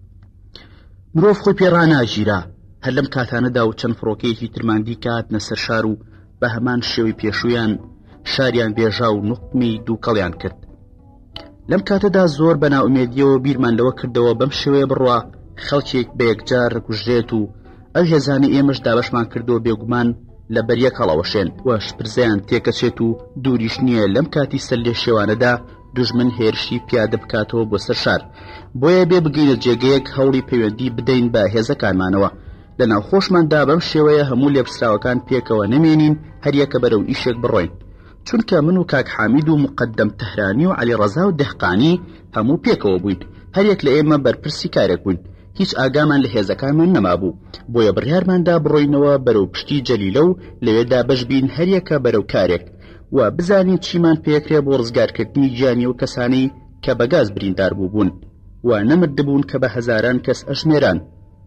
هەروەها بۆ ڕێخستنەوەی هێزەکانمان و کردنەوەی ڕێگاکانی تر لە سنوورەکان بۆ دەربازبوونی خەڵکی ناوچەکە و گەیاندنی کۆمەک بە پەلە بۆیان. بە حاڵێکی زۆر خراپ لە خوار باوەکۆچەک گەشتی نەدەی بامۆک و بارودۆخم زۆر خراپ بوو بەناو لێشاوی کۆچی خەڵکا تێپەڕین. لە خوار گوندەکەوە تووشی ماڵێک بووین دیار بوو ئەوان منیان نەناسی و هەواڵ پرسیان لێکردین و لە کاتێکا خۆیان کۆوە کردەوە بۆ بارکردن و دیەکە بەجێبێڵن.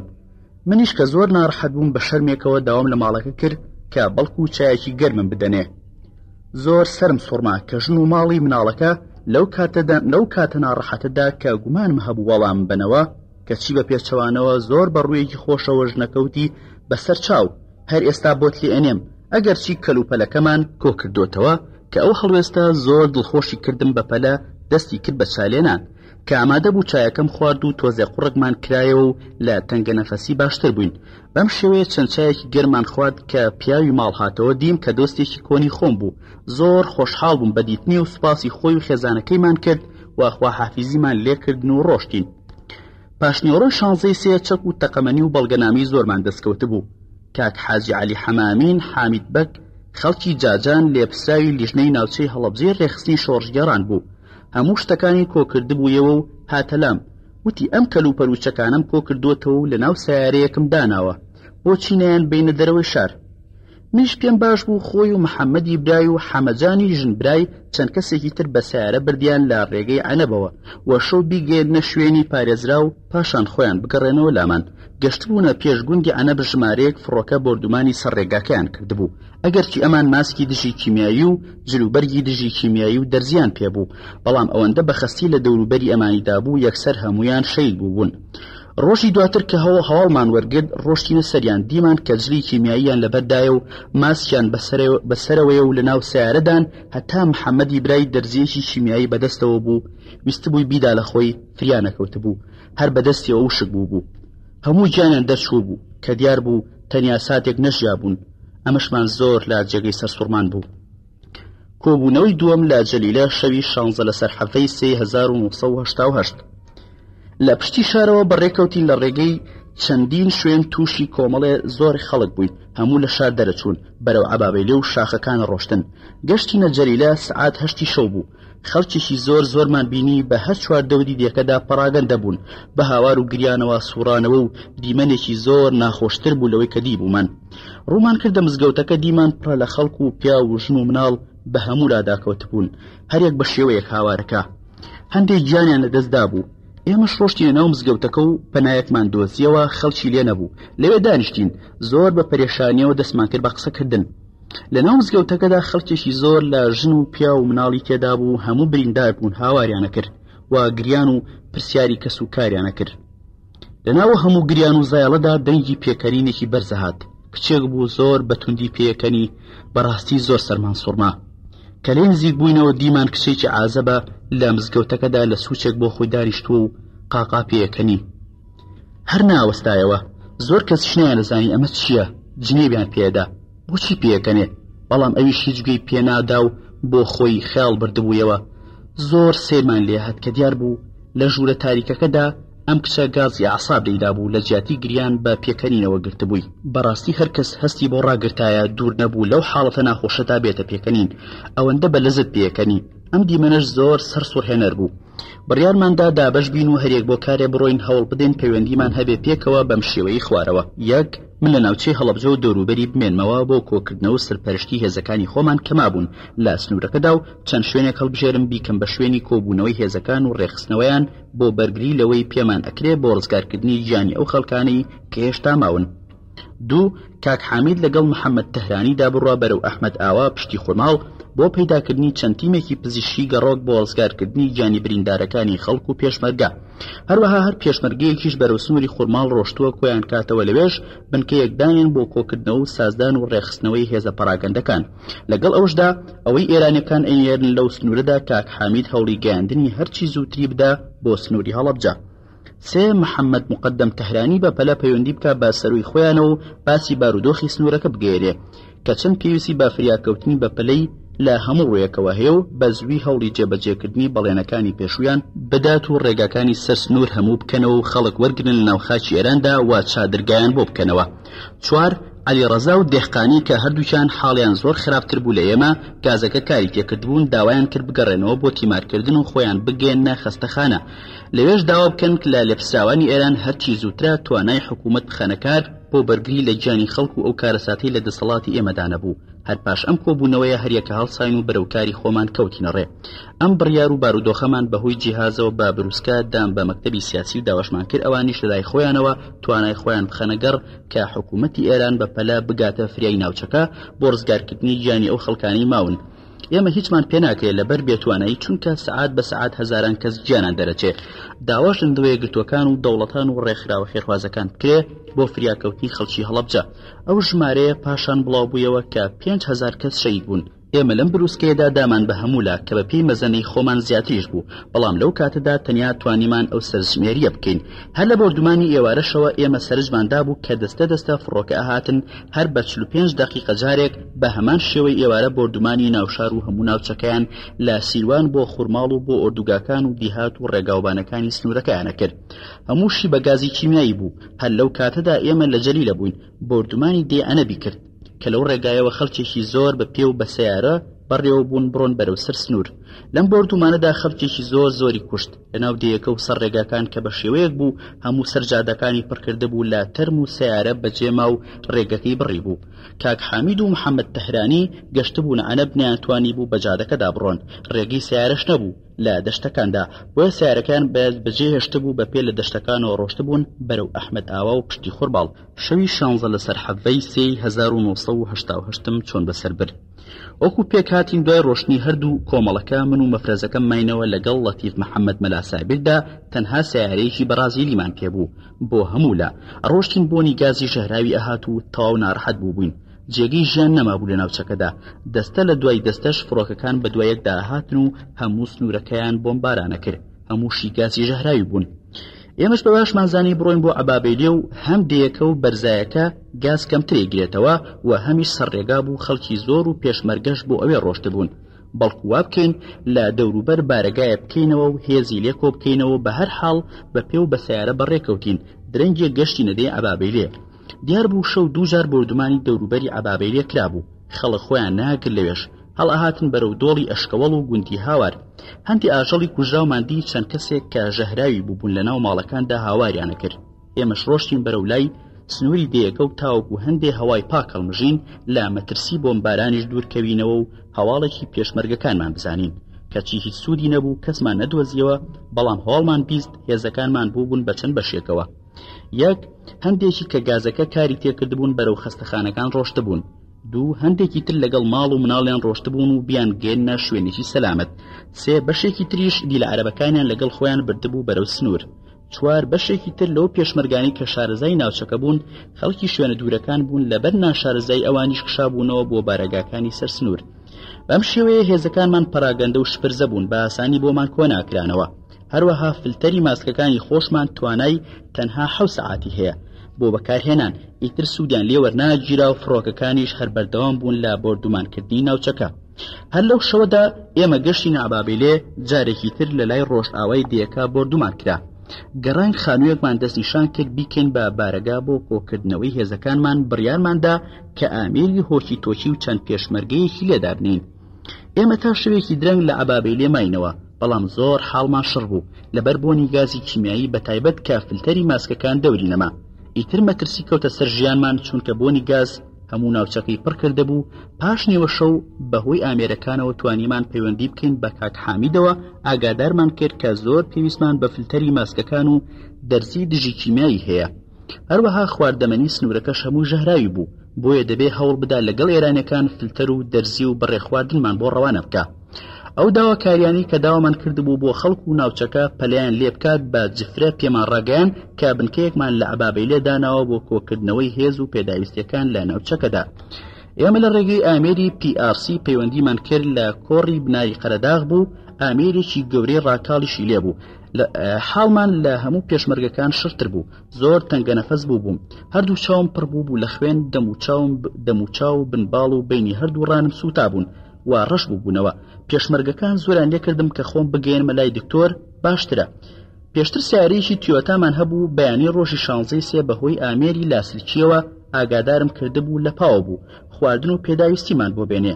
کار لە ڕێگەی تەوێڵە نەوسود کرایەوە بێتەوە لامان. هێشتا نەگەڕابوویەوە، تەنها ئەو سیارە بەڕازی لێم لابوو کە هی خەڵک بوو لامان. بۆیە 4 پێشمەرگەم لە عەبابێلێ دانا بە ئامێرێکەوە بۆ پەیوەندیکردن بە هەموو لایەکەوە. پێشموتن هەمیشە بچنە سەر بەرزایەکان و پشتی عەبابێلێ لە ناودێدا دەبن و چووکە مەترسی کیمیایی زۆری لەسرە. خۆشم لەگەڵ کاک لەتیف و 4 پێشمەرگەدا سواری سیارەکە بووین و بەرەولای خورماڵ و ئەحمەد ئاوە بڕۆین کە خۆم بگەێمە لایەکێک لە تیمە پزیشکیەکان و هەندێ عیلاج وەرگرم و پاشان بگەڕێمەوە عەبابێلێ. ئامێرێکی هۆکی تۆکیمان لەگەڵ خۆمان برد لەگەڵ کاک حامید و پەیوەندیمان کردکەوە بەرەولای ئەوان بەڕێەکەوین، بەڵکو هەندێ دەرمان و فلتەر و خواردن بنێرێ بە پیرمانەوە. بەرەگەی خورماڵ بۆ ئاوای حەمە و تەپەکوڕە بەسەر جادەگەدا کە ڕۆشتین گەشتینە ڕێگەی عەنەب، تەماشامان کرد هیچ ڕێگەی سیارە نییە. جادەکە بە تەواوەتی بڕابوو، پڕ بوو لە تەرمی مرۆڤ و ئاژەڵ و سیاری بەجێما و هەر لە جادەکەش لات بدایە هەموو ڕێگەکە شی و دۆڵی خراپ و قوڕ و چڵپاو بوو. سیارەکە ئێمەش نزم و بچووک بوو، زۆر ناڕەحەت بوو گەرلامان بدایە لە ڕێگە و بڕۆین بەرەو جادەی خواروی خورماڵ بۆ تەپەکوڕە. بەڵام هەر ناچار بوون لە جادەکە لادەین سەر بەرەو خوار بە پێ ملی لێ بنین تاکوێ سیارە دەرئەچێ بیبین. بەم شێوەیە ماوەیەک ڕۆشتین و ماوەیەک دابەزین، بەپاڵ سیارەکەمان دەرەکرد. زۆر دواکەوتین تا گەشتینە لای جادەکە نزیکی سەعات 3 شەو واتە شەوی 16 لەسەر هەفتەی 1970. لە نزیکی جادەکەدا سیارەیەکمان کەوتە چاڵێک و هەرچی هەوڵماندا دەرنەچوو، بۆیە بە ناچاری لەو دەشەدا بەجێمان هێشت و بە پێ بەڕێکەوتین بەرەو خورماڵ. جارجار بەهۆی جیهازەکەەوە پەیوەندیمان ئەکرد بە کاک حەمیدەوە، تێمان گەیان کە حاڵمان زۆر خراپە و فریامان کوێت بۆ دەرمان و فلتەر، چونکە ئەو شەوەش تا بەیانی بەردەوام فڕۆکەکان بێوەستان بۆردومانی هەموو شوێنەکانەکەن. جگە لەوەش تۆپبارانیش بەردەوام لە هەردوو بەرەی ئێران و عێراقەوە بێوەستان گرمە و ناڵەیە هات. لە یەکەم بۆردومانی هەڵەبجە کە سەعات 5:20 دقیقەی عەسی ڕۆژی 16 بوو تا سەر لە بەیانی ڕۆژی 7 سەرژمێرمان کرد 14 جار فڕۆکە هەتا سات سەر ناوچەکە و هەموو شتێکی بۆردومانە کرد کە زۆربەی کیمیایی بوو، بۆیە بەجارێ ناوچەکە بۆنی مەرجی لێ هات. لەو کاتەدا ئیتر بەرەی عێراق و لەو دیوی پردی زەڵم بوو، بەرەی ئێرانیش لەم دیوی زەڵم بوو. شەڕی تۆپ و فڕۆکەش بێوچان بەردەوام بوو لە نێوانیاندا. ئێرانیش بەردەوام هێزی لە هەموو سنوورەکانەوە بەرەو دەشتی شارەزوور هێنا و سەنگەرەکانی خۆی قایمە کرد. هێزی عێراقیش باشکرا نەما بوو، لەم بەرپردی زەڵمەوە بە پەراگەندەی خۆیان شاردبوویەوە. چاوەڕوانی دەربازبوونیانە کرد کە چۆن بۆیان ڕێکەوێ ناوبەناویش لیان هەبوو خۆیەدا بەدەستەوە بە خەڵک و پێشمەرگە و هێزەکانی ئێران یان ئەجیران.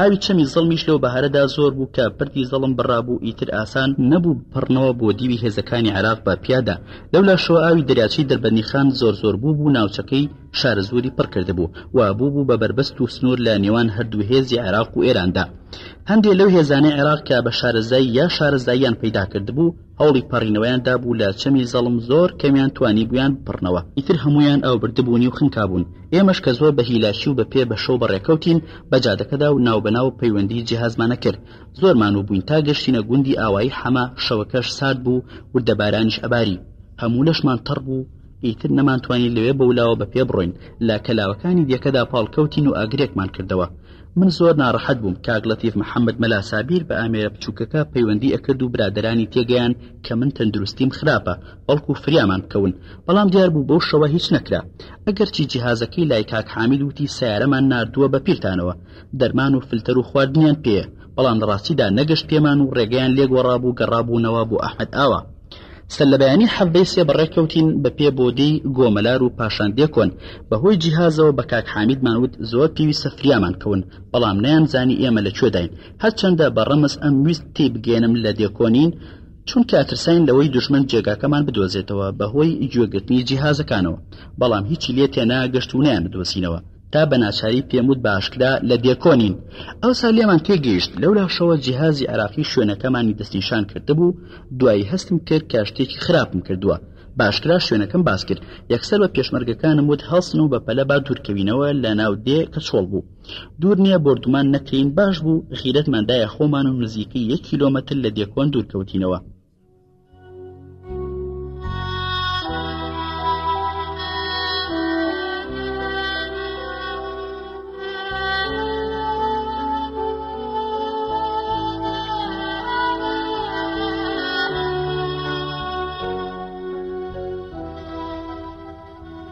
هەر پاشنی سەعات دوای ئەو جیازکردنە حەو فڕۆکە هاتە سەر دێکۆن و دایان بێشار لە هەر چوارلاوە بە چەکی کیمیایی لەو کاتەدا ئێمە گەشتبوونە خوار داری بەرمەڕان لە سنووری دێکۆنەوە ئەژینا گەلێوە بووینایە هەموو لە ناوە چوین هەر لەو بردومانەدا هەرچی مەڕ و ماڵات و لە دەوروبەری دێکۆن هەبوو هەمووی کوشتە بوو لەو ماوەیەشدا دووبارە سیارەکەی لای کاک حەمید کە دەرمان و خواردنی بۆ ئێمە هێنابوو کاتێ بینی بووی فڕۆکەکان دێکۆنیان بردومان کرد ئیتر نەیتوانی بوو بێتە خوارە و بگاتە لامان بۆیە هەروە بە ناومێدی کەمێکی تر بە پێ ڕۆشتین بەرەو ژوور خوا کردی پاش 1 سەعات دیمان پیکابەکەی خۆمان لە جادەی بیارەوە هاتە خوارەوە بەرەو خورماڵەڕوا پێشتر لە پاوە بوو باش بوو فریامان کەوت زۆر دڵخۆش بوون و خواردن و دەرمان و فلتەری زیادی زۆری پێبوو پاش حەوانەوەیەک هەندێک خواردنمان خوارد و فلتەرەکانمان گۆڕی و هەندێک دەرمان و دەرزی دژی ژەهراویمان بەکارهێنا بیرم کردەوە ئیتر نابێت لە سنوورەکە بڕۆین و ئەبێ بگەڕێنەوە بۆ لای هەڵەبجە و عەبابەیلێ بۆ خۆڕێخستنەوە چونکە ئومێدیان پەیدا کرد کە سیارەیەکی تۆکمەیان پێگەشت و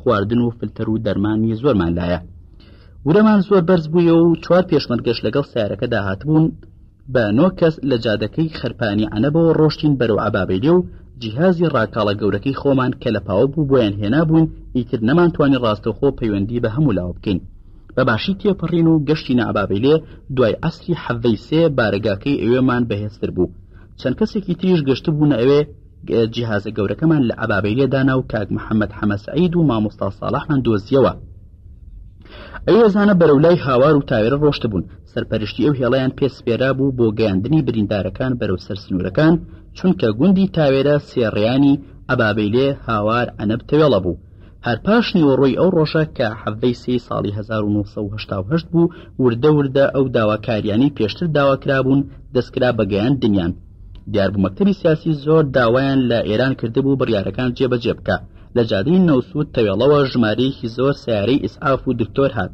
بە هەلیکۆپتەریش ئێران دەستی کرد بە گواستنەوەی بریندارەکانی ناوچەکە و خەڵک لە چەند شوێنێک بنکەی تەندروستی و تیمی پزیشکیان دانابوو بۆ کۆکردنەوەی بریندارەکانی سنوورەکە و تیمارکردنیان و گواستنەوەیان وەک لە دی دەرگاشێخانی نێوان بیارە و تەوێڵە لە ملەی مزیاری ناوچەکەی نەورۆڵی کە ئەحمەد ئاوای پشتی خورماڵ ئەبێ ڕاستی بڵێن کە هیمەتێکی زۆر باشیان کرد و بە هەر چوار لادا بڵاو بوونەوە بۆ فریاکەوتنی بریندار و لێقەوما و دەرباسکردنیان سەعات لە دوای سەعات سیارە و ئیسعافی زۆرترە هات و خەڵکی برینداریان دەرەکرد و هەلیکۆپتەرەکانیش وەستانیان نەبوو لەولا شەوە محەممەد مقدم تەهرانی ڕۆشتە بوو بۆ پەیوەندیکردن با لێبسراوەکانی خۆیانەوە بۆ گەیاندنی کۆمەکی زیاتر و هێنانی هێز بۆ پارێزگاری ناوچەکە لە هێرشی دوژمن ئێمەش کە بارەگای ئەبابەیلێمان بەهێز کرد و سیارەکەمان پێگەیشت دەستمان کرد بە دەرباسکردنی بریندار بۆ بنکانی دانرابوون بۆ کۆکردنەوە و دەرباسکردنیان لە ڕێگەی ئەبابەیلێ ئەهاتینە خوارەوە بۆ هەڵەبجە ڕۆژی حەڤەی سێ خەڵکێکی زۆرمان بینی لەسەر جادەکە گاز لێدا بوون ئێمەش بڕێکی باش دەرزی دژی کیمیاییمان پێبوو ئەگەشتین بە هەر کەس کە حاڵی شڕ بوو سێ پێشمەرگە و شۆفێرێکم لەگەڵ بوو سیانیان بە ناوی بەهادین مەجید حامید حەمەفەرەج ئیبراهیم عەزیز فێر بوون چۆن دەرزیەکان بەکاربێنن یەکسەر دەرزیان لێ ئەدان و بەم لاولای جادەکەدا خەڵکێکی زۆر لێمان کۆبوونەوە بۆ دەرزی وەرگرتن ژن و پیا و مناڵ تا گەشتن لای گۆڕستانی شەیدان لە پشتی هەڵەبجە تەنها یەک دەرزیمان پێما کە بە پێشمەرگە بەهادین بوو لە ژووری ماڵەکانی سەروی هەڵەبجەوە کچ و کوڕێکی زۆر گەنجی جوانمان بینی سەریان نابوو بەیەکەوە دیار بوو گاز لێیدا بوون جلوبەرگی پاک و ئارایشتی جوانیان هەبوو سەرنجیان ڕاکێشان بڕۆینە لایەن و دابەزین لە حاڵمان پرسین دیار بوو بووک و زاوای شەوی پێشتی میابارانەکە بوون هەر بە جلوبەرگی زاواییەوە بوو گاز لێیدا بوون ئێمەش تەنها یەک دەرزیمان پێبوو تیامان لە کامیانی بدەین کە لێمان پرسین ئەم دەرزیەمان پێ لە کامتانی بدەین هەریەکای ود لەوی تری بدە ئێمەش تەمانەزانی بەجووی کامیان بکەین لە کۆتاییدا کچەکە زۆر پاڕایەوە کە خۆی حاڵی باشترە و باری تەندروستی مێردەکەی خراپە لەوی بین ئێمەش دەرزیەکەمان کرد بۆ کوڕەکە کە زۆر هانماندا غیرەت بداتە بەرخۆی و بڕۆن بۆ سەرەوە بەجێمان هێشتن و ڕۆشتین بۆ ناوشار و هەندێ بریندار بە سیارەکەمان کۆکردەوە و دەربازیان کەین بەرەو ئەبابەیلێ و گەڕاینەوە کە تەنها یەک سەعات دوا کەوتین کە گەڕاینەوە لە ڕێگە کوڕوکچەکەمان دی بە پێی خۆیان ڕۆشتن ئێمە زۆر دڵخۆش بوون و زیاتر غیرەتماندایە بەریان بڕۆن و بگەنە خەستەخانەکە سوپاس بۆخوا هەردووکیان گەشتبوون و چاکبوو بوونەوە ئێستاش ماون تا ئێوارە توانیمان سێ کاروانی باش لە ڕێگەی ئەبابەیلێ و نەورۆڵیەوە دەرباز بکەین و بیانگەێنینە لای تیمە پزیشکەکان کە زیاتر لە 50 کەس ئەبوون لە ژن و مناڵ و پیر و پەکەوتە هەرچەند فڕۆکەکانی ڕژێم وەستانیان نەبوو لە بۆمبارانی سنوورەکە زۆر جار ناچارە بوون ماوەیەک لە خۆمان لە حەشار بین پاشان دەستمان پێکردەوە ناوشاری هەڵەبجە نیشانی بردومانی فڕۆکەکان بوو بۆیە نەمان ئەوێرا زۆر خۆمان بدەین لە ناو شار زیاتر دەوروبەری شارە گەڕاین بۆ بریندار و دەرباسکردنیان بەڵام تیپی پاسداران کە ماتۆڕێکیان پێبوو گازەکانی بەتاڵە کردەوە کاتی بردومان ئەیان ڕژ بە ناوچەکەدا زۆر باشتر فریای ناو شارە کەوتن ئێمە لای ئێوارە لە ئەبابەیلێ سەعات و نیوێک حەواینەوە بە شەو دەستمان کردەوە بە گواستنەوەی بریندارەکان بە بێوچان تا بەیانی زیاتر لە 6 کاروانی ترمان کۆ کردەوە و گواستنمانەوە بۆ بنکەی هەلیکۆپتەرەکان و لای تیمە پزیشکەکان کە زیاتر لە 120 کەس ئەبوون لە خەڵکی هەمە جۆر بەڕاستی پێشمەرگەکان خۆیان زۆر ماندوو کرد و خزمەتێکی گەورە بوو بۆ ڕزگارکردنی ئەو کەسانە لە مردن لە ڕێگەی هەڵەبجە باوکۆچەک لە ماڵی پێک بە ناوی حەمە باوادا 6 کەسی ساغمان هەڵگرتەوە کە هەموو لە ترسا خۆیان خزاند بووە ناو ماڵەکەوە بە سواری سیارەکەمان گەاندمانە سەر جادەی باوکۆچەک کە پاش خۆر ئاوای حەڤەی سێ پێمانوتن ئیتر لێرەوە ئێوە ساغن بڕۆن بە شوێن ئەو خەڵکەدا تا گەنە سەر سنوور یان سیاری ئێرانیەکان با ئێم بگەڕێنەوە هەندێک خەڵکی تر لە شار دوورخینەوە ئیتر بەجێمان هێشتن و بە بەرچاوی ئێمەوە ڕۆشتن بۆ ڕۆژی دوای بەیانی لە هەمان ڕێگەوە تێپەڕین کە چیدیمان هەر 6 کەسەکە دووبارە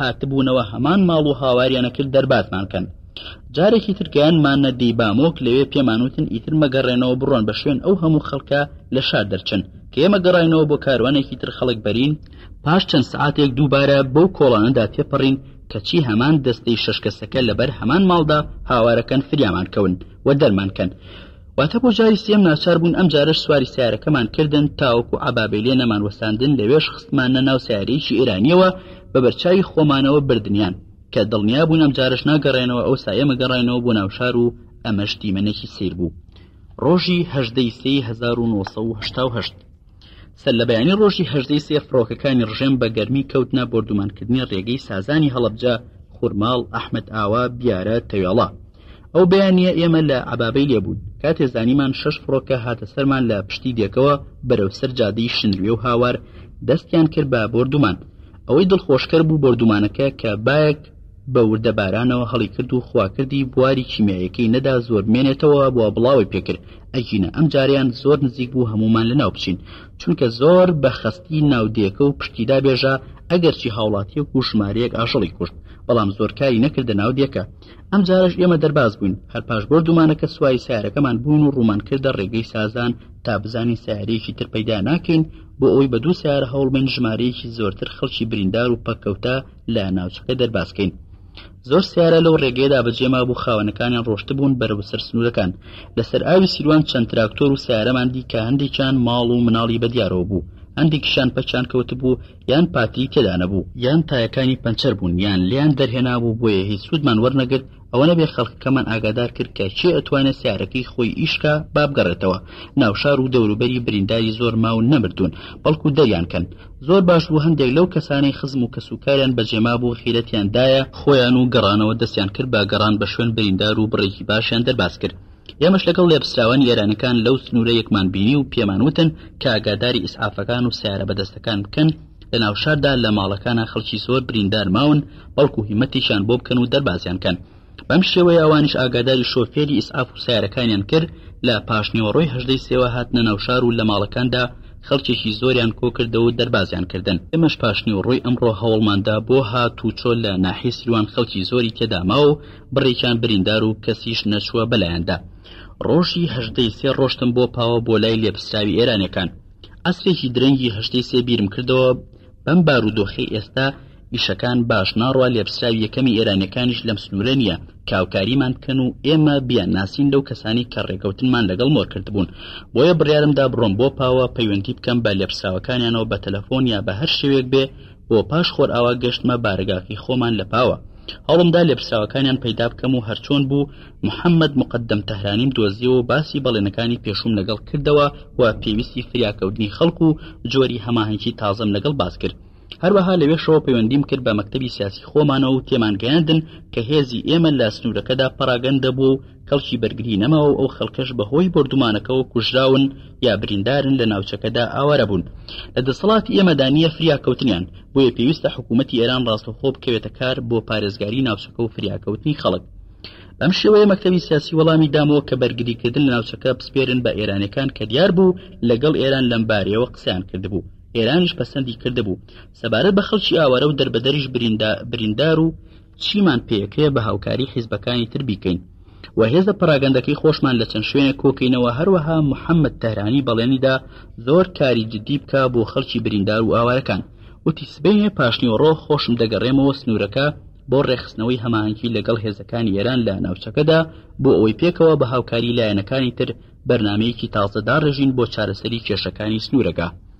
ڕۆژی 1970 چاوپێکەوتمان بە برادرانی سۆشیالیست بەم شێوەیە سەرلەبەیانی 19 گەڕامەوە بۆ بارگەی خۆمان لە عەبابەیلێ برادرانی لێپسراوانی خۆمانم کۆ کردەوە و ئەو ئیشانەی بۆی چووبووم هەموویم بۆ باسکردن لەگەڵ بەڵێن و بڕیارەکانی داهاتوو پێشنیوەڕۆی 19 لە عەبابەیلێ هاتمە خوارەوە بۆ هەڵەبجە بۆ ئەوەی دەست بکەین بە گەڕان بە شوێن برینداردا لە خوار و شار تووشی کاکە حەمەی حاجی مەحموود بووم لەگەڵ کۆمەڵێک لە لێپسراوەکانی حیزبی سۆسیالیست کە بەرەولای هەڵەبجە هاتن پێکەوە هەر لەو دەشتەدا ماوەیەک دانیشتین و بارودۆخی سنوورەکە و خەڵکمان بۆ باسکردن و داوامان لێکردن هاوکاریمان بکەن لەو بەرنامە تازەی دانراوە بۆ فریای خەڵکی لێقەوما و دەربەدەری ناوچەکە و ئەسپەردەکردنی ئەو هەموو تەرمی شەیدانەی پەش و بڵاون لە سنوورەکەدا داوامان کرد بۆ مەبەستە هێزێک بهێنە عەبابەیلێ لە لای ئێمە ئەوانش بەڵێنیاندا بارگایەک بهێنە لای ئێمە و هاوکاری تاومان بکەن بۆ چارەسەری کێشەی سنوورەکە عەسری ڕۆژی 19 بەهۆی جیهازەوە ئاگادار کراین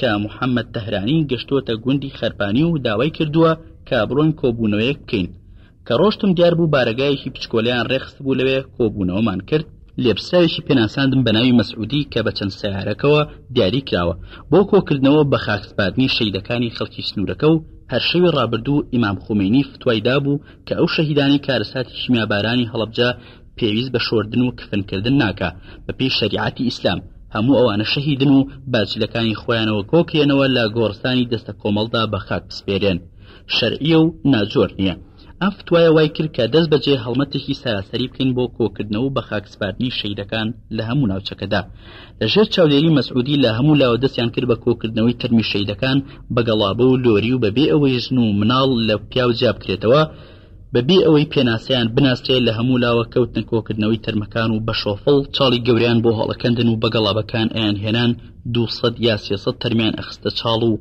با شۆفڵەکان دایانەپۆشین بەڕاستی لیژنە ئێرانەکان زۆر ئیشان کرد و شەو ڕۆژ ناوەستان ئێمەش 2 دەستە پێشمەرگەمان بۆ دیاری کردبوون بۆ هاوکاریکردنیان و شارەزایی لەگەڵیاندا 4 شەو و 4 ڕۆژ داوای دوای شیمیابارانەکە لەگەڵ کاک حامید دایەکمان گرتەوە و چەند تیمێکی پێشمەرگەمان دابەش کردبوو بۆ دەرباسکردنی بریندار لە ناو هەڵەبجەدا.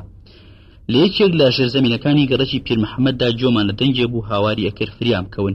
دیار بوو ژنێک لە ناو ژێرزەمینێکە کە زیاتر لە 60 کەسی تیامردبوون تەنها ئەم بەساغی مابوو کە پێشمەرگەکان ڕۆشتن هێنایانە دەرێت تەماشایان کرد بەتانەیەکی دا و بەسەریدا و دەبەیەک ئاوی لای خۆیدا داناوە. لێمان پرسی ئەمە چییە؟ وتی ئەوانە هەموو کەسوکاری منن، دایک و باوک و برا و خوشک و هەموو کەسوکار هیچیان نەماون.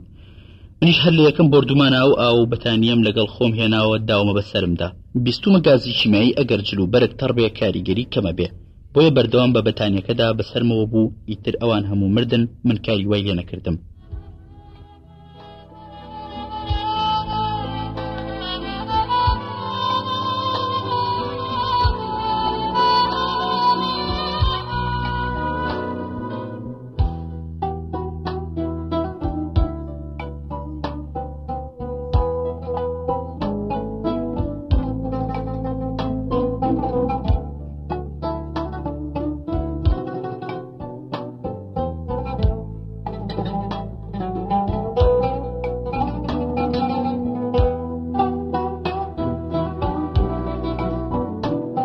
کاسێتی پێنجەم دیوی دووەم، بەڵام هەموو گیانی و دەم و چاوی ڕەشبوو بوویەوە و سوتا بوو. وتی کە خەڵکەکەی ژێرزەمینەکە دەنگیان نەما زانی مردوون. ئیتر من نەمێرا سەر بێنمە دەرەوە لە ژێر بەتانیەکەدا. هەروەها لەبەر سەربازی عەرەب و فڕۆکە نەمێرا بێمە دەرەوە. وا مەزانی هێزی عێراق هەر لەو شارەدا ماوە. کە جۆم لە دەنگی ئێوە بوو بە کوردی قسەتان کرد لام ئاشکرا بوو کە پێشمەرگەن، ئەو ساوێرام هاوار بکەم و فریام بکەون. لە ڕاستیدا ئەقڵ و ژێری و هۆشیاری ئەم ژنە زۆر جێگەی سەر سوورمان بوو، بە تایبەتی کە بردمانە دەرەوەی شار و جلوبەرگمان بۆ گۆڕی و هەندێک چارەسەرمان پێدا. خۆی داوای کرد ڕۆژی دواتر کە بیهێنمە ژێرزەمینەکە کە بردمانەوێ یەک بە یەک تەرمەکانی هەڵئەدایەوە و ئەیناسیەوە کەس و کارەکەی خۆی بوون. هەندێک خشڵ و ئاڵتوونی ئەمانەتیان هەبوو، ئەو پێی ئەزانی لەکوێ دیار بوو دۆزیەوە لەگەڵ خۆی بردی. ئەم ژنە مامۆستایەکی خەڵکی هەڵەبجە بوو، پاشان ناردمان بۆ نەخۆشخانەی ئێران و دواتر چاک بوویەوە و ئێستاش ماوە. ڕۆژی 23 بەیانی 23 ڕۆشتین بۆ سیروان. دیار بوو زۆربەی بریندارەکان لەلایەن خەڵکی زیندوە کۆکرابوونەوە و خراببوونە مزگەوتەکان. ڕۆژی 23 گەشتینە ناحی سیروان و بەناو شاردا گەڕاین. لێمان ئاشکرا بوو کە خەڵکەکە زۆربەی ڕۆشتون لە مزگەوتەکان کۆبوونەتەوە کە ئاوی هەبوو، جێگەیەکی فراوان بوو. هەندێکیان کە مردن لەوێ ئەیان ناشتن و لە نزیک مزگەوتەکەەوە دەشتێک هەبوو ئەیان نانە چاڵ. بۆیە ئێمەش کە ڕۆشتین بۆ مزگەوتی ئۆردوگاکە بەرامبەر گوندی بەشارەتە، هەر لە ناو شارشدا هەواڵمان وەرگرتە بوو. هەندێ ئەمن و ئیستیخباراتە عەرەبەکان بەرەو سیروان هاتوون و دەرنەچوون. پاش گەڕانی ناوشار و پرسیارکردنمان هیچمان دەست نەکەوت. کە ڕۆشتینە مزگەوتەکە کە خەڵکێکی زۆری لێبوو، لەوێ لە خەڵکەکەمان پرسی شێ زانێ و پیاوانەی ڕژێم لە کوێن و نیشانمان بدەن. کەسی چی نەوت. ئینجاوتمان چێ بریندارە ئامادە بێ سواری سیاری کەین. خەڵکی زۆرمان لێکۆ بوویەوە، هەموو ئەویت بریندارم، بەڵام لەبەر ئەوەی ئێمە تەنها پیکارێکمان پێبوو هەوڵماندا تەنها ئەوانە باری تەندروستیان زۆر خراپە ئەوانە دەرکەین. لە یەکەم جاردا چونکە جێگە نابوویەوە لە سیارەکەدا، ناچار چەند کەسێکمان بان کرد و یارمەتیمان بدەن بریندارە ترسناکەکانمان لەگەڵ بارکەن و بەناو مزگەوتەکەدا گەڕاین بۆ برینداری سەخت. کابرایەک بەجلی کوردیەوە پاڵکەوت بوو، دەستماندایە باڵی بەرزمان کردەوە دیمان کە هیچی نییە و هەڵمان ساندەوە سەر پێ. چۆخە و جۆرێک شەڕواڵ لە جۆرێکی تری لەبەر کرده بوو. جامانەیەکی خست بووە ملی و مشتێکی بەستە بوو بەسەریەوە. زۆر ڕەنگی تێکچوو کە سێری ئێمەیە کرد. کەزانیمان ساغە بانگمان کرد لەگەڵمان هەندێک بریندار بەرێت بۆ ناو سیارەکە. هیچ پرسیارێکمان لێ نەکرد، وەڵامی نادایەوە. لە خەڵکەکەمان پرسی ئەمە چییە کە ڕووڵاڵەوە قساکەیە چییە؟ کەس هیچی پێ نەوتین. منیش لێی تووڕە بووم وتم پاڵ مەکەوە، بڕۆ بریندارێک بگرە بە کۆڵەوە بۆ ناو سیارەکەی بەرە. کە بە زۆر دوورمان خستەوە وتمان قسە بکە تۆ چیت؟ کابرایەک لەو لاوە هاواری کرد وتی توخوا مەیکوژن، پەنای بۆ ماڵی ئێمە هێناوە. ئەو جلانم پێداوە. ئەو ساتێ گەشتین کە ئەمە دیارە عەرەبە یا شتێکە. هەڕەشەمان لێ کرد و دەرکەوت یەکێکە لە ئەمنە پیسەکانی هەڵەبجە و لێرە گیری خواردووە تا هەوڵ بدا لە فرسەتێکا بڕوا وا لە ناو خەڵکەکەدا خۆی حەشارداوە. بەڕاستیوە خۆی گۆڕی بوو لە پیاوێکی هەژاری شارە زوریە چوو بە جل و مێزەرەکەیدا ئالێرەدا دەرکە و خەڵک ئەوەندە لەو بەعسیانە ترساون کە لەم حاڵەتەشدا نیان ئەوێرا دەستنیشانیان کەن و بیگرن. هەروەها میهرەبانی خەڵکی کورد دەرکەوت کە لە کاتی زەلیلی دوژمندا چەند بەبەزەین.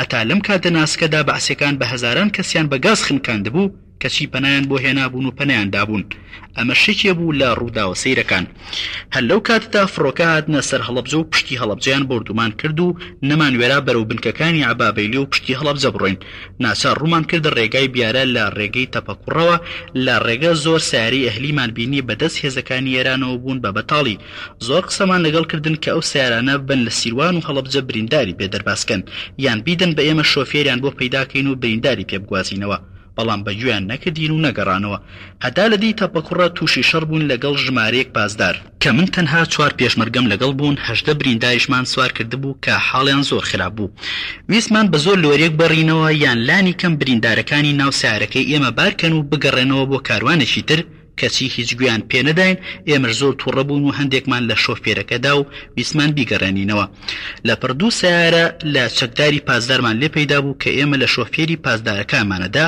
هەموو دابەزین و چواردەویان گرتین و پەلاماریان داین لەو کاتەشدا یەکێک لە شۆفێری لۆریەکان کە پاسدارێکی چەکدار بوو تەقەیەکی کرد پێشمەرگەیەکی ئێمەش تەقەیەکی کرد بە سەریاندا و ئیتر ئەوەندەی تر لێمان هاتنە پێشەوە و نشیان ئەناسین ئەوەندەی نەما بوو هەمومان کوژن تا بە ناچاری بانگی لێ پسراوەکەیان کرد و پێم وتن کە ئێمە پێشمەرگین و بریندارمان پێیە مەبەستمان ئەوەیە ئەم لۆریانە بە بەتاڵی نەڕۆن و هەندێک بریندار لەگەڵ خۆیان برن کە هاتە پێشەوە لێمان بریندارەکانی بینی سار بوویەوە ئەژینا هەمومانیان نەکوشت منیش با پێشمەرگەکانم و چەکدانەنێن ئەگەر ناچار بوون بەرگی لە خۆمان کەین تا چەک نەکرێن چونکە دیارە ئەیان کوشتین ئەوەندە تووڕە بوون ئێمە شیش لە دەمی خۆمان نەکەوتین و زۆر بە توندی قسەمان لەگەڵ کردن ئەگەر موسڵمانی ڕاستین فەرم و سیارەکانتان ببەن و بریندارەکان لە مردن ڕزگارکەن وەرن ببینن ئەو 18 کەسە نمونەی هەزاران کەس لەم شێوەیە کە لە ناو شار و ئۆردوگاکان کەوتون و چاوەڕوانی مردنەکەن بە هەر حاڵ کە لێپسراوەکەیان تێگەیشت مەبەستی ئێمە چی بووە لەم گێرم و کێشەیە لەگەڵ شۆفێری لۆریەکان و تەماشای بریندارەکانی کرد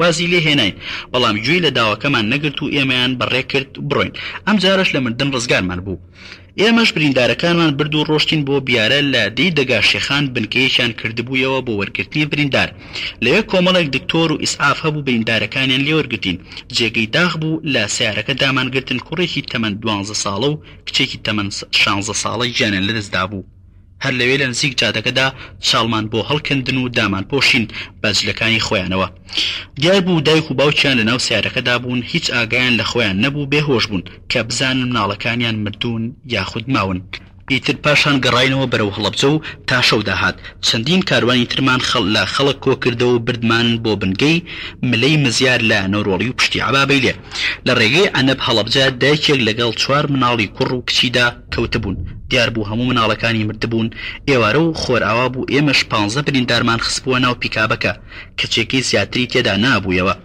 زۆر هەوڵماندا کە ژنەکە و تەرمی مناڵەکانی بەجێ بهێڵین و سواری سیارەکەی کەین با نەمرێ و بیگەینە نای دکتۆر نەش ئەکرا تەرمەکان بخێنە سەر لاشی بریندارەکانی ناو سیارەکە و بەڵام هەر داوایە کرد ئەبێت تەرمی مناڵەکانیشی بارکەین ئەچینا نایەت زۆر هەوڵماندا ڕامان کێشا و پێمانوت خوشکە ئەوان شەید بوون با خۆشت نەمریت بتبین پاشان جارێکی تر دێنەوە تەرمەکانیشت بۆ دێنین بەڵام هیچ سوودی نەبوو سوار نەبوو هەر ئەگریاوە سوڕایەوە بە دەوریم تەرمەکاندا ئێمە کە ناچار بوون زۆر بڕۆین و بریندارەکان بگەین نەخستەخانە بۆیە نەهات بەجێمان هێشت و ڕۆشتین ئێمە شەو بنزینی سیارەکەمان تەواو بوو تا بنزینمان دەستکەوت کەوتینە سەر لە بەیانی کە گەڕاینەوە سەر جێگەی ژنەکە دیمان هەموو تەرمەکانی کۆ کردوتەوە و بە پاڵ خۆشی ڕاکشا بوو لایەن گیانی لەدەستدا بوو زۆر خەفەتمان بۆ خوارد دیمەنێکی زۆر دڵتەزێن بوو لە ڕاستیدا خەڵکێکی زۆرمان ڕزگار کرد هەر لەو ماوەیەشدا هاتو چۆمانە کرد و دەرزی و حەبی دژی کیمیاییمان پێبوو 2 کەس لە پێشمەرگەکانمان فێر بوو بوون بەکاریان بێنن بە ناوی بەهادین مەجید و ئیبراهیم عەزیز دەرزیان لە خەڵک ئەدا و یان حەبەکانیان پێئەدان بۆ ماوەی چەند سەعاتێک حاڵیان باشە بوو و هێزیان بەبەردا هاتەوە ماوەیەکی باش ڕۆشتین و دوور ئەکەوتینەوە لە جێگەی کیمیابارانەکە پاشان ئەگەشتینە ئاوەدانی یان فریای خەستەخانە و تیمە پزیشکەکان ئەکەوتبان خەڵکێکی زۆر لە مردن ڕزگارە بوو لەم کارە ساتەدا بە هەزاران کەس لە شار و ئۆردوگاکانەوە هەڵئەهاتن بەرەو سەر سنوورەکان بە تاک یا بە کۆمەڵی خێزانی هەموو ملی ڕێگایان گرتبوو بە ڕێگەوە هەڵەگەڕان ئەوەی سەرنجی ڕاکێشام لە زۆر جێگا ژنەکان بە بەزەیتر بوون بۆ مناڵەکانیان چونکە زۆر باوکە بوو مناڵەکانی بەجێهێشت بوو یان لیان تووڕابوون و ڕایانە کێشان بە شوێن خۆیانە کەچی بە پێچەوانەوە دایکەکان بە دیار مناڵەکانیانەوە مانەوە ئەگریان بەسەریاندا و دڵنەواییانەکردن یان ئەیان گرتن بە کۆڵی خۆیانەوە لێرەدا باشکرایی میهرەبانی دایکان و دڵڕەقی باوکان بەرامبەر ڕۆڵەکانیان دەرەکەوت کە لەو ڕۆژەدا وەکو حەشر وابوو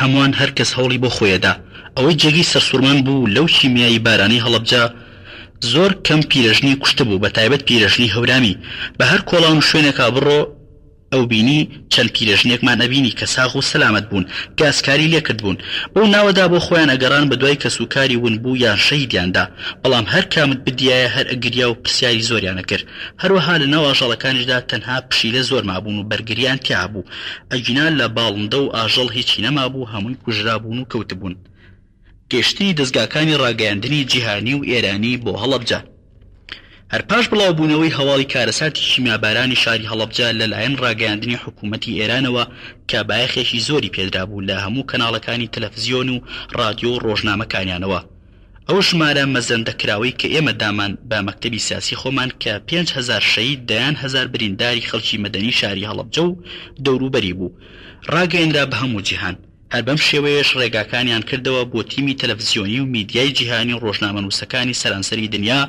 بۆ ئەوی هەواڵەکان بڵاو بکرێنەوە و وێنەی ڕووداوەکان بگرن هەرچەندە پێشتر لە یادم چوو باسی بکەم دوو وێنەگری تەلەڤیزیۆنی لەگەڵ خۆمدا بوو سەر بە خەبەرگوزاری ئێرە ئیسلامی ئێران بوون لە یەکەم ڕۆژی ڕووداوەکان لەگەڵمان بوون یەکێکیان زۆر پیاوێکی ئازا و شارەزا بوو ئەوی تریان کابرایەکی ترسنۆکی بێکەڵک بوو هەرکە گرمەی فڕۆکەیە بیست ڕەنگی زەردە بوو جێگە نەبوو خۆی لێ بشارێتەوە ڕۆژێکیان کە کامێرا بەدەست کابرای ترسنۆکەوە بوو لە پڕ ژمارەیەک فڕۆکەی عێراقی هاتن لەولاشەوە 4 فڕۆکەی ئێران بوو شەڕی فڕۆکە لەسەر ئاسمانی ناوچەکە ڕوویدا کەچی کابرای وێنەگر کە من وامزانی خەریکی وێنەگرتنە خۆی کردبوو بەژێر لا دیوارێکا و کامێرەکەی فرێدا بوو پاش چەند دەقیقەیەک تەماشام کرد تا بزانم وێنە ئەگرێ یا چیەکە کە دیم کامێرەکەی سەر و خوار شۆڕ کردبوویەوە و خۆی شاردبوویەوە یەکسەر ملیم گرت و لێی تووڕەبوو وتم ئەمرت نەمێنێ چتیمەنێکی گرنگ لە دەستداین وێنت نەگرت بۆچی ئەو کامێرات فرێداوە کەچی هەردەمی گەرم بووتی ئەومان عکس گرفتام کە پاشان شریتەکەمان لێدایە و دیمان تەنها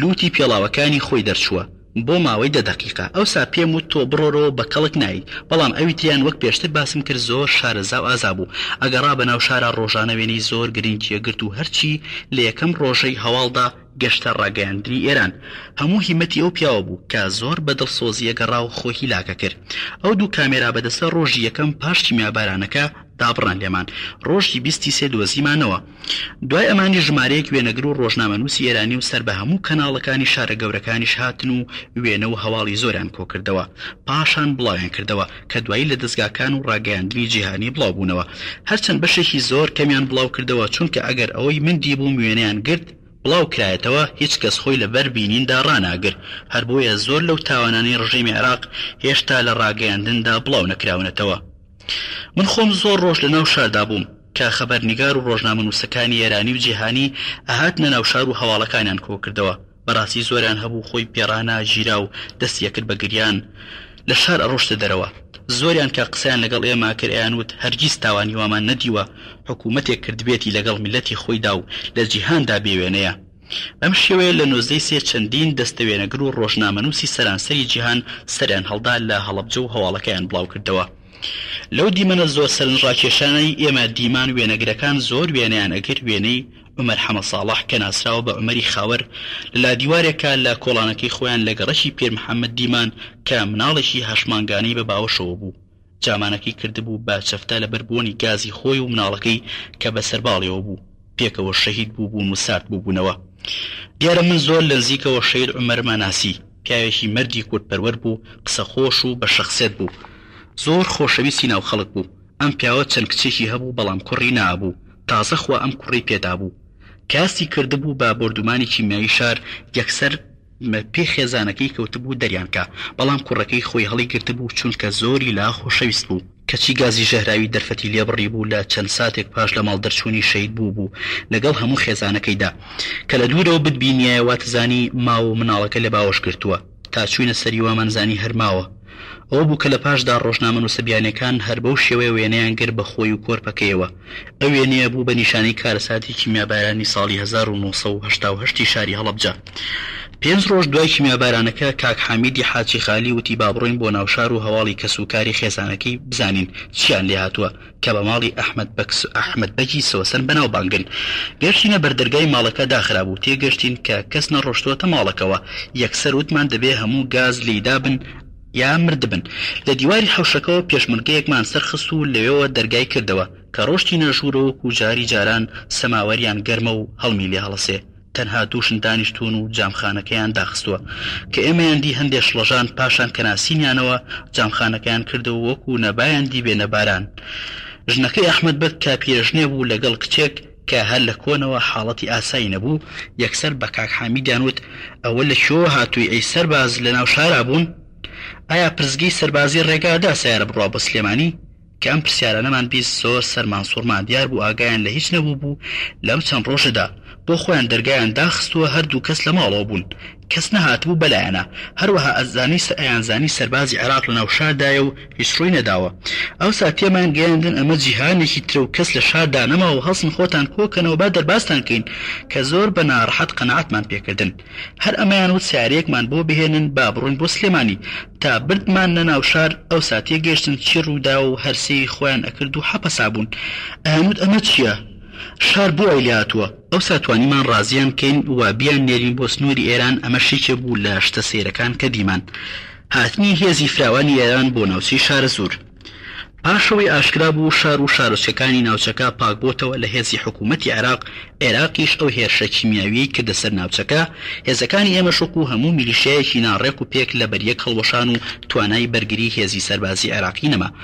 ئەگەر هێرش بکاتەوە هەروەها باسمان کرد ئێمە شل لە ڕێگەی مەکتەبی سیاسی و خۆشمان قسەمان کردبوو لەگەڵ لێپرساوی ئێرانیەکاندا کە پێویستە هێزی سەربازی بەتوانە بگاتە سنوورەکە بۆ بەرپەرشدانەوەی هەر هێرشێکی چاوەڕوان کراوی عێراق. دیار بۆ حکوومەتی ئێرانیش لای مەبەست بوو کە باشتر کۆنتڕۆڵی ناوچەکە بکات و هێزێکی زۆری عێراق بەم بەرەیەوە خەریب بکە. بەتایبەت ئەم سنوورە زۆر ئاسانە پارێزرا بۆ ئێران چونکە لە سێ لاوە سنووری ئێرانی پێوە بوو. جگە لەمە هەموو سنوورەکانی شاخاوی بوو. ئەو بەشەی کە عێراق هێزی بۆ بهێنایە تەنها پێدەشتی شارە زۆر بوو کە ئاسان نەبوو لەو پێدەشتەوە هێرش بکات بۆ شاخەکان و زیانی زۆری لێکەو کە پاراستنی ناوچەکەش بۆ ئێران ئاسانتر بوو. جگە لەوەش لە ڕووی گرنگیەوە بۆ ئێران ئەوە بوو کە ڕاستەخۆ مەترسیە خستە سەر شاری سلێمانی کە شاری هەرە گرنگی ناوچەکەی و دام و دەستگایەکی زۆری عێراقی لێبوو.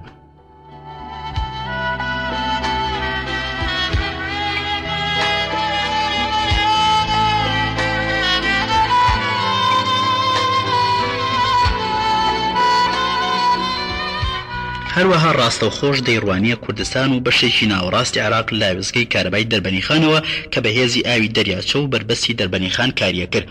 جگە لەوانەش ڕێگەی نێوان سلێمانی بۆ دەربەنیخان بۆ جەلەولا بەغدا لە دەشتی شارە زوورەوە ڕۆژ کە لێرەوە ئێران هەمیشە ڕەشەی لێ کرد.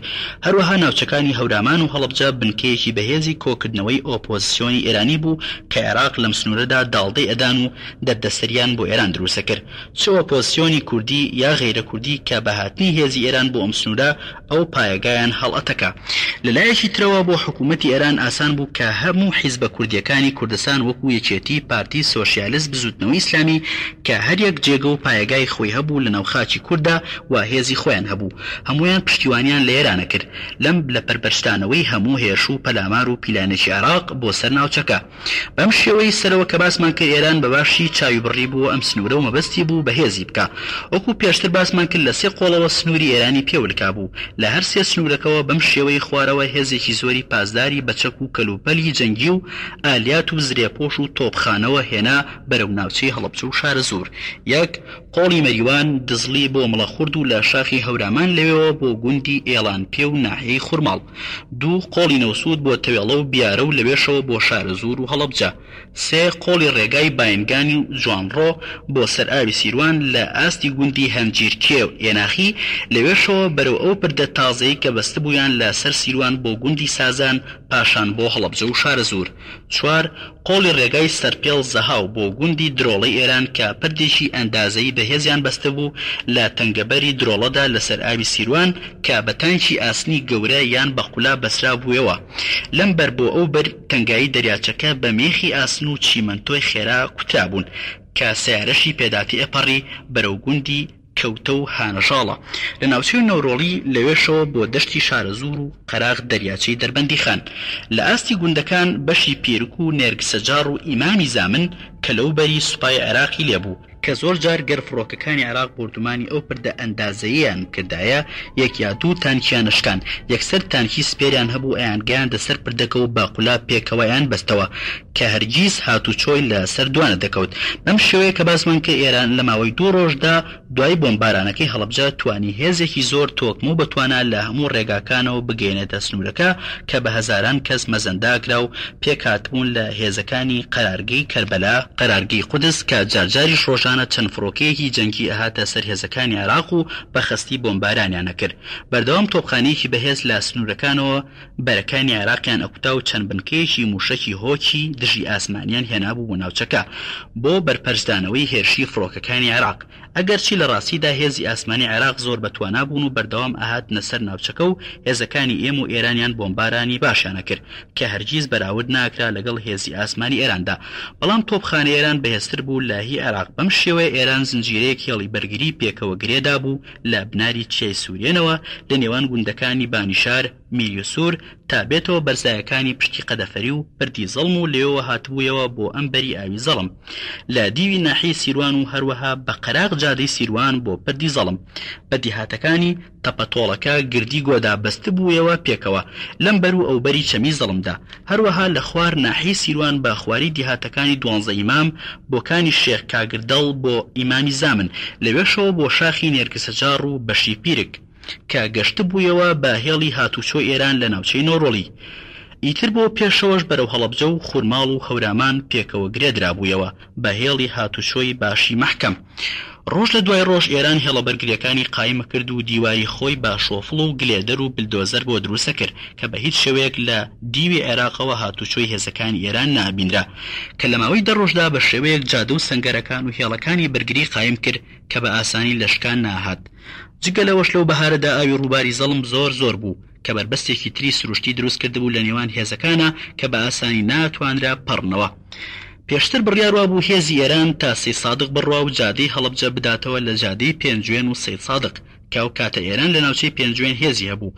بەڵام پاش شیمیابارانەکەی هەڵەبجە ئەو بەرنامەی ئێران سەی نەگر کە لەگەڵ لایەنەکاندا بڕیاریان لەسەردا بوو کە بە هیوا بوون هەموو دەشتی شارەزور لە هێزی عێراق پاککەنەوە. بەتایبەت کە لەو کاتانەدا هێزی ئێران لە چەند لایەکی تردا شکستی هەنابوو وەک لە فاو دەرکرا و لە زۆربەی بەرەکانی ئێراندا لە هێرش کەوتبووە بەڵام بەرگری ئەکرد و ئەمەش کە زیاتر هێزەکانی ئێرانیش پرزە کردبوو. هێرشی ئاسمانی سوپای عێراق بوو بۆ سەر بەرەکان کە زۆر بەخەسی بوو جگە لە هەڵەبجە لە چەندین بەرەی تر چەکی کیمیایی و فسفۆڕی بەکارهێنا دژی ئێران. جگەلەوەی بەردەوام فڕۆکەکانی عێراق و موشەکە دوورهاوێژەکانی هەموو شارە گەورەکانی وەکو تاران، ئەسفەهان، کرماشان، دیزەفۆڵ، ئەهواز و شارە بچووکەکانیشی بۆمبارانە کرد. زۆر کاریگەری خراپی هەبوو لە سەر و برەی ئێران کە دیار بوو وردە هێزی ئاسمانی ئێرانیش کز و شپرزە بوو بە پێچەوانەی هێزی ئاسمانی عێراق کە ڕۆژ بە ڕۆژ بەهێزترە بوو. سەرهەڵدانی کێشەی نێوان هێزەکانی بەرەی کوردستانی و هێزی ئێران. پاش بردومانی هەڵەبجە و ناوچەکە بە چەکی شیمیایی ڕۆژ لە دوای ڕۆژ هێزەکانی بەرەی کوردستانی لە بەریەک هەڵەوەشان و پەراگەندا بوون. ئەوانەی خەڵکی ناوچەکە بوون و خێزاندار بوون بەرەو ئێران و ناڵەکانیان نەبرد و ئەڕۆشتنە ئۆردوگاکان و بە ئاسانی ناگەڕانەوە یان لەسەر سنوورەکان گیرسا بوونەوە. ئەوانش کە خەڵکی ئەم سنوورە نەبوون هەوڵیان نەدا بگەڕێنەوە بۆ سنوورەکانی خۆیان بەتایبەت دوای ئەوەی حکوومەتی عێراق لە چالاکی ئەنفال یەکدا توانی بارەگاکانی سەرکردایەتی یەکێتی نیشتیمانی کوردستان لە ناوچەکانی جافایەتی دەرپەڕێنە و سنوورەکە داگیر بکە و خەڵکی ئەو سنوورانەش وەکو ناوچەی هەڵەبجە ئاوارە بوون هەروەها دەستی کرد بە هێرش بۆ وێرانکردنی هەموو دیهاتەکانی گەرمیان، قەرەداغ، دەشتی کۆیە، بناری چیای ئاسۆس. خەڵکی ئەو سنوورانەش ئەوەی دەست عێراق کەوت ژیرا و سەرنگون کرا ئەوەشی دەرباز بوون ئاوارە بوون بەرەو سنوورەکان یان خۆیان لە ناو شارەکان حەشاردا بوو. ئەوانش بۆ سنوورەکان هاتبوون لە ڕێگەی دەرەوە هیچیان بۆ دەرباس نەکرابوو بەسەڵتی دەرچوو بوون. دیارە هێزی پێشمەرگەش بەشێکن لەو خەڵکە بۆیە ماڵ و مناڵی ئەوانیش ئاوارە و سەرگردان بوون. بەم شێوەیە ماڵ و مناڵ و کەسوکاری زۆر کاریان کردە سەر هێزەکانی ئێمە و زۆربەی هێزەکانمان لەبەر یەک هەڵوەشان و بڵاویان لێ کرد. ئەمە وای کرد ئێمە نەتوانین بەو هێزە کەمەی لە بەردەستمان ماوە هیچ بەرەیەکی دیاریکرا و بەرامبەر سوپای عێراق بگرین وەک هەموو هێزێکی میلیشیای جیهانی. بە پێچەوانەوە هێزی سوپای سەربازی ئێران ڕۆژ لە دوای ڕۆژ زیاتر و مەحکەمتر ئەبوون لە بەرەکەدا و توانای حکوومەتیش جیاوازە لەگەڵ توانای حیزبێک کە هەموو بارەگاکانی سەرکردایەتی لە خاچی خۆیدا دەرپەڕێندابێ. ئەو هێزانی کە ئێران بەو فراوانیە هاتنە ناوچەکە هیچیەک لە لێپرساوەکانیان ئێمەیان ناناسی و ئێمە شۆک و حیزبەکان تەنها پەیوەندیمان لە ڕێگەی لایەنێکەوە بوو. پێیان ئەوت قەرارگای ڕەمەزان کە ئیش و کاری لەگەڵ ئۆپۆزیسیۆنی عێراقیدا بوو لە دەرەوەی سنووری ئێراندا و تەنها ناسنامەی ئەوانمان پێبوو. هەر بۆیە ڕۆژ لە دوای ڕۆژ جموجوڵی ئێمەیان سنووردارتر ئەکرد و تەنگیان پێڵەچنین بەتایبەت کە زۆر لە هێزەکانی ئێران هەرنیان ئەزانی قەرارگای ڕەمەزان چییە. ڕێگەی هاتوچۆیان لێگرتین پێشمەرگەکانیان چەکەکردین. ڕێگەیان نادا بارگاکانمان لە نزیک هێزەکانی ئەوان و ناوشارەکانە بێ. ڕۆژانە چەندین ڕوودا و ڕوئێدا لە نێوان هێزەکانی ئێمە و پاسداراندا. ئەگەرچی ئێمە هەوڵماندا بە لێپرساوەکانی قەرارگای ڕەمەزانەوە ئەوانیش هەوڵیان ئەدا چارەسەری کێشەکانمان بکەن بەڵام هیچ سوودی نەبوو. زۆر جار ئەوانیشان چەکە کرد و قسەیان پێوترا. بۆمان ڕوون بوویەوە ناکۆچی هەیە لە نێوان قەرارگایەک بۆ قەرارگایەکی تر. هیچیان حسابی بۆ ئەوی تریان ناکرد. بەتایبەت لە نێوان سوپا و ئەرتەشدا زۆر ناکۆشی هەبوو. بەم شێوەیە ئێمە دەسەڵاتمان کەم بوویەوە لە ناوچەکەدا و هیچیان بە قسەیان ناکردین. بەرنامەی ئێران بۆ گواستەوەی خەڵکی هەموو ناوچەکە بە ماڵ و کەلوپەلیانەوە بۆ ئۆردوگاکانی ناو ئێران. پاشەوەی خەڵکی ناوچەکانی هەڵەبجە و شارە زور و هەورامان بە کۆمەڵ ئاوارەی دیوی ئێران بوون لە چەندین شوێن ئۆردوگایان بۆ کرایەوە لە شارۆچکەکانی دەوروبەری کرماشان، پاوا، جوانڕۆ، سنە، مەریوان، سەقز و کامیاران. دیار بوو خەڵکی ناوچەکەش بەشی هەرە زۆری بە سەڵتی ڕۆشتبوونە ئێران بەتایبەت لە سەرەتای بۆمبارانەکانەوە. داواکرا لە حکوومەتی ئێران ڕێگە بدەن بە خەڵک وردە وردە بنۆرە سیارە بهێنن لە ئێرانەوە ماڵ و کەلوپەلیان ببنە لای خۆیان لە ئۆردوگاکان. بەم شێوەیە حکوومەتی ئێران ڕاستی بوو لەسەر داواکە بەتایبەت کە بارگای لقێکی قەرارگای ڕەمەزان کرایەوە لە گوندی خەرپانی و لەوێ سەربازگەیەکی بچووکیاندانا بوو. ئیدارەیەکیان بۆ سنوورەکە ڕێخست بوو کە خەڵک لەو بارگایەوە سەرەوەر بگرن بۆ هێنانی ڕەزامەندی بردننی سیارە بۆ کەلوپەلەکانیان لە ئۆردوگاکان و ئاگاداری لێپرساوی ئۆردوگاکان کرابوو هەریەکە ڕۆژانە ژمارەیە خەڵک ناونووس بکەن و بنێرن بۆ ئەو بارەگایە بۆ ئەوەی لەوێەوە مۆڵەت وەرگرن بۆ گواستنەوەی کەلوپەلیان. بەم شێوەیە دوای 10 ڕۆژ لە یەکەم بۆمباران واتە لە ڕۆژی 27 سێوە دەستکرا بە گواستنەوەی کەلوپەل و ماڵەکان. خەڵکەکەش کە ڕێگە ئەدرا زۆربیان لە ترسی بۆمبارانی فڕۆکەکانی عێراق بە شەو سیارەیان هێنا کە لە ڕاستیدا هەندێک خەڵکی بێویژدان لەو ماوەیەدا شەوانە کە سیارەیان هێنا لەگەڵ ماڵ و کەلوپەلی خۆی بارەکرد کەلوپەلی چەند ماڵێکی تاڵانە کرد و لەگەڵ خۆی برد. ئەگەرچی هەندێک خەڵکی باش و بەویژدانیش هەبوو کەلوپەلەکانی ئەگەیاندا خاوەنەکانیان لە ئۆردوگاکانە یان بۆی دانا تا ئاهات بووی. ئەمیشەی حکوومەتی ئێران خزمەتی باش بوو بۆ کۆکردنەوە و گواستنەوەی ماڵ و کەلوپەل و سامانی خەڵکەکە. بەڵام ئەمە ڕێگا خۆشکەر بوو بۆ خەڵکی نەفس نزم و تاڵانکەر کە شارەزابوون لە گەڕەکەکاندا چێ دەوڵەمەندە و چی هەیە. بەم شێوەیە دزی و تاڵانیەکی بێوێنە سەری هەڵدا کە زۆر جار خەڵک ئەگیرا ماڵی کەسێکی تری بارە کرد نەک ماڵەکەی خۆی. هەندێک لەوانە پاساویان ئەدا گوایە ماڵی خزم یا دراوسیانە بۆی دەرەکەن. ئەگەر کەسیش پێی نزانیە ئەوە کاری خۆی کردبوو تاڵانیە کرد و ئەی بر بۆ خۆی یان لە شوێنێکی ترەی فرۆشت.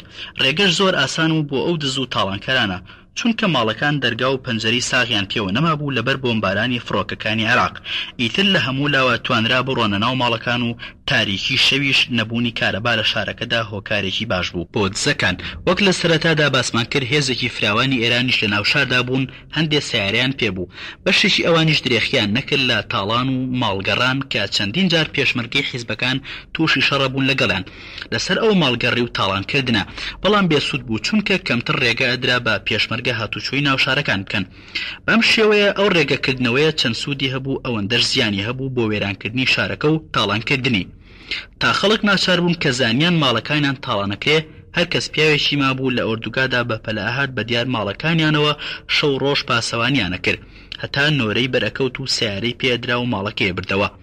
هەندێک لەو خەڵکە بە کۆڵ و وڵاخ و تراکتۆر کەلوپەلی ماڵەکانیان دوورەخستەوە لە شار تانۆرەی هێنانی سەیارە هات کە بیبا بۆ ئوردوگا چونکەنیان ئەوێرا لەبەر بردومان لە ناوشارە بمێننەوە ئەگەر بیان ویستایە لە ناوشارە بمێننەوە ئەبوایە با پسوڵەی ئێرانیەکان لەوێ بن کە زۆر جار لەوێ ئەو خەڵکانیان ئەگرت و ئەیان بردن چەند ڕۆژ زیندانیان ئەکردن پاشان بەریانەدان تا گەڕانەوە ماڵەکانیان تاڵانەکرا بەم شێوەیە دەوروبەری بارگای پێشمەرگە هەموو حیزبەکان کە پاسەوانیان هەبوو لە دەرەوەی شار یان ماڵ و کەلوپەلەکەیە گواستەوە لیان بارگاکان باش بوو کەلوپەلەکانیان ئەوەی ئەگەشتە و شوێنانە پارێزراوە بوو بە تایبەت ماڵی خزم و کەسوکاری پێشمەرگەکان هەموو شتەکانیان ئەگەیاندە لای بارگاکان بۆ نمونە پاشەوەی چەند جارێک گوندی عەبابەیلێ بردومان کرا ئێمە بارگاکەمان هێنایە نێوان هەردوو گوندی تاوێرە و دەرەشیش کە شیوێکی دێژ بوو ئاوی باش و دارستانی هەبوو ناوی سەرکەند بوو کە خەڵک زانیان لەوێن ڕویان تێکردین و کەلوپەلی زیاتر لە 300 ماڵی کەسوکاری پێشمەرگە و دۆست و ناسیا و کۆکرایەوە لە دەوروپشتی بارگاکانمان هەندێکیان خاوەنەکانیان بە دیاریانەوە ئەمانەوە تا بەڕیانەکردن هەندێک دایانەپۆشی و بە نایلۆن خۆیان ڕۆشتن بۆ هێنانی سیارە گەل لە دوورەوە بەهاتینایە ئەو چەمە وەک پێشانگاوە بوو لە هەر چوار لە بارخانەی خەڵک کۆمەڵ کرابوو دەستپێکردنی ئاشکرا ئێران بە گواستنەوەی کەرەسەی گرنگ ماڵ و کەلوپەلی خەڵک و حکوومەت دوای چەند ڕۆژێک لە ڕێگەپێدانی خەڵک بە گواستنەوەی ماڵ و کەلوپەلیان لە پڕ ڕۆژێک لە ناو هەڵەبجەوە چەند کەسێک بە پەلەهاتن بۆ لامان هەواڵیان بۆ هێنان کە کاروانێکی زۆری سیارەی سوپای پاسدارانی ئێران بە هێزێکی پاسدارەوە هەموو چەکیان پێیە هاتوونەتە ناو شار و کەسی خەڵکی هەڵەبجەیان لەگەڵ نییە سەربان و کۆڵانەکانیان گرت و هەر سیارەیەک دەستەیەک سەربازی بێچەکیان لەگەڵدایە دەستیان کردووە بە بارکردنی کەلوپەلی کۆگا و دوکانە گەورەکانی ناوشار بە تایبەت ئەو کۆگایانەی شتی زۆریان تێدایە ئێمەش یەکسەر چەند پێشمەرگەیەکمان لەگەڵ خۆمان برد و ڕۆشتین بۆ ئەوی بپرسین ئەمە چییە ئەم مەسەلەیە کە ڕۆشتین تەماشامان کرد بەڵێ ڕاستە و وا کەلوپەل بارەکەن لێمان پرسین ئێوە چین و لە شۆوە هاتوون بە بڕیاری کام لا هاتوون بۆ ئەم شتانە ئازانن ئایا ئەو ماڵی خەڵکەیان نە هەندێک لەو کەلوپەلانە خاوەنەکانیان لێرە ئامادەن بۆچی نایدەنەوە پێیان بەیەکێک لێمان هاتە پێشەوە وتی ئێمە بە بڕیاری حکوومەت هاتوین و لیژنەیەک پێک هاتووە لیستی ئەو کەلوپەلانەکەین کە لە کام دووکان و کۆگا بن ئەینووسین و ئەیان گوازینەوە بۆ ئێران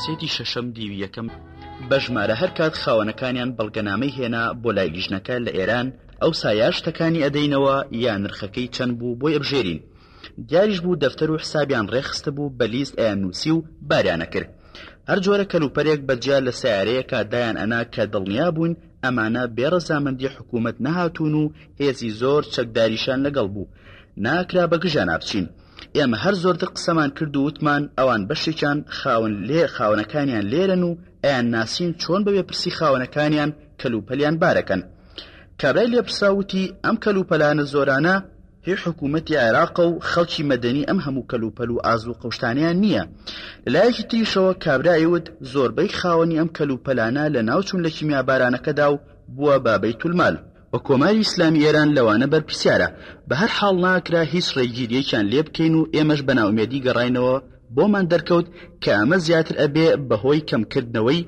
دەرگای گەورەتر بۆ تاڵانکردنی کەلوپەلی هاوڵاتیان کە زۆر نیگەران بووین و هیچ ناکرا لەگەڵیشاندا چونکە لێپرسراوەکان و هێزەکەشیان ئێمەیان ناناسی و بەگوێیان ناکردین زۆر کەسە هاتنە لامان و سکاڵایان ئەهێنا و داوایان ئەکرد بە گریان بکەین ئەیانوت ئێمە خۆمان زیندوین کەچی بە بەرچاوی خۆمانەوە ماڵەکانمان تاڵانەکرێت و بایەکرێ ئێمەش ڕۆژێک پرزگەیەکماندانا لە نێوان هەڵەبجە و خەرپانیدا کە ڕێگە بگرێت لەو سیارانەی کەلوپەلەکانیان بارە کرد بۆ ئێران بەڵکو زیاتر گوشاریان بخێنە سەر و واز بێنن لەو ماڵبارکردنە.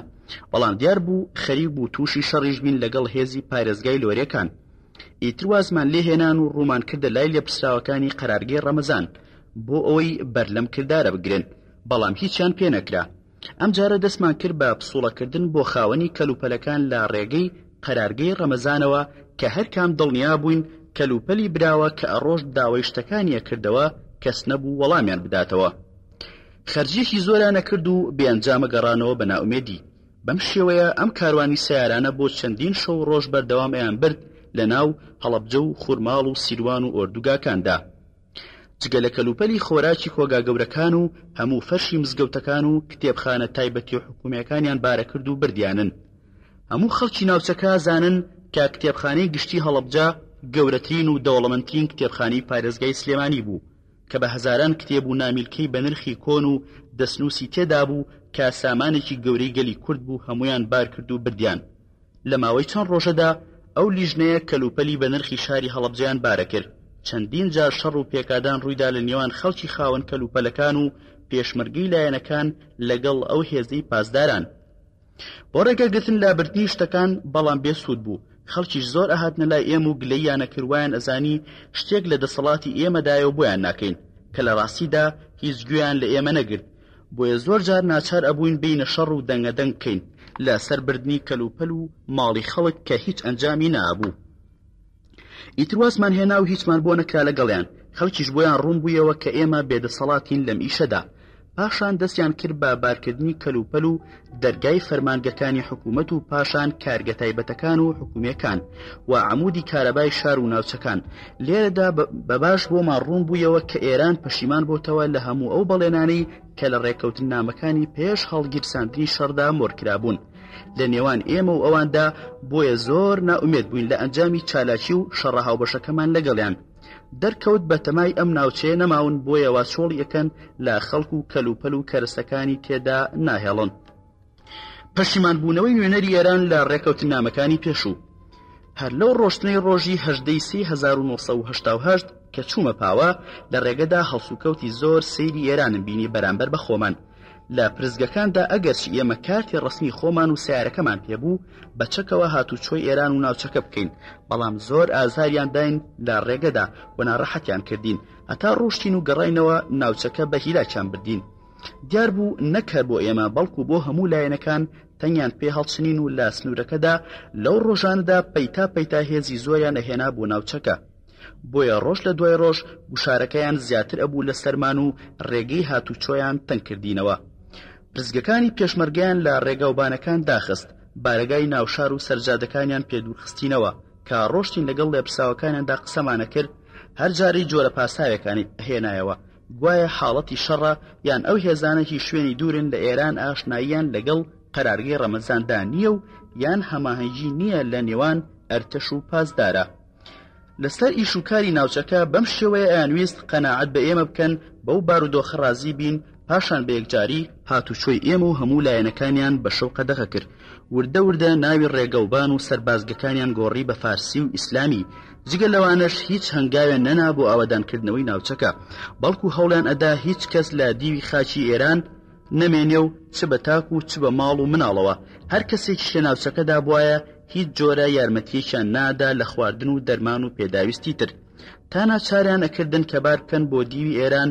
ئەم گۆڕانکاریە لە هەڵوێستی هێزەکانی ئێراندا زۆر نیگەرانی کردبووین، چونکە ئێمە و هەموو لایەنەکان چاوەڕوانیشتی گەورەمان ئەکرد لە حکوومەتی ئێران بۆ خەڵکی کورد بەگشتی و ناوچەی هەڵەبجە بە تایبەتی. لەبەرەوەی خۆیان ئەیانزانی خەڵکی کورد ئەم کارەساتی کە بەسەر کووردا هاتووە لەم سەردەمەدا بەشی هەرە زۆری لە سەر نزیک بوونەوەی لایەنە سیاسیەکان بوو لەگەڵ حکوومەتی ئێران و شەڕ و چالاکیە هاوبەشەکانی دژی ڕژێمی عێراق.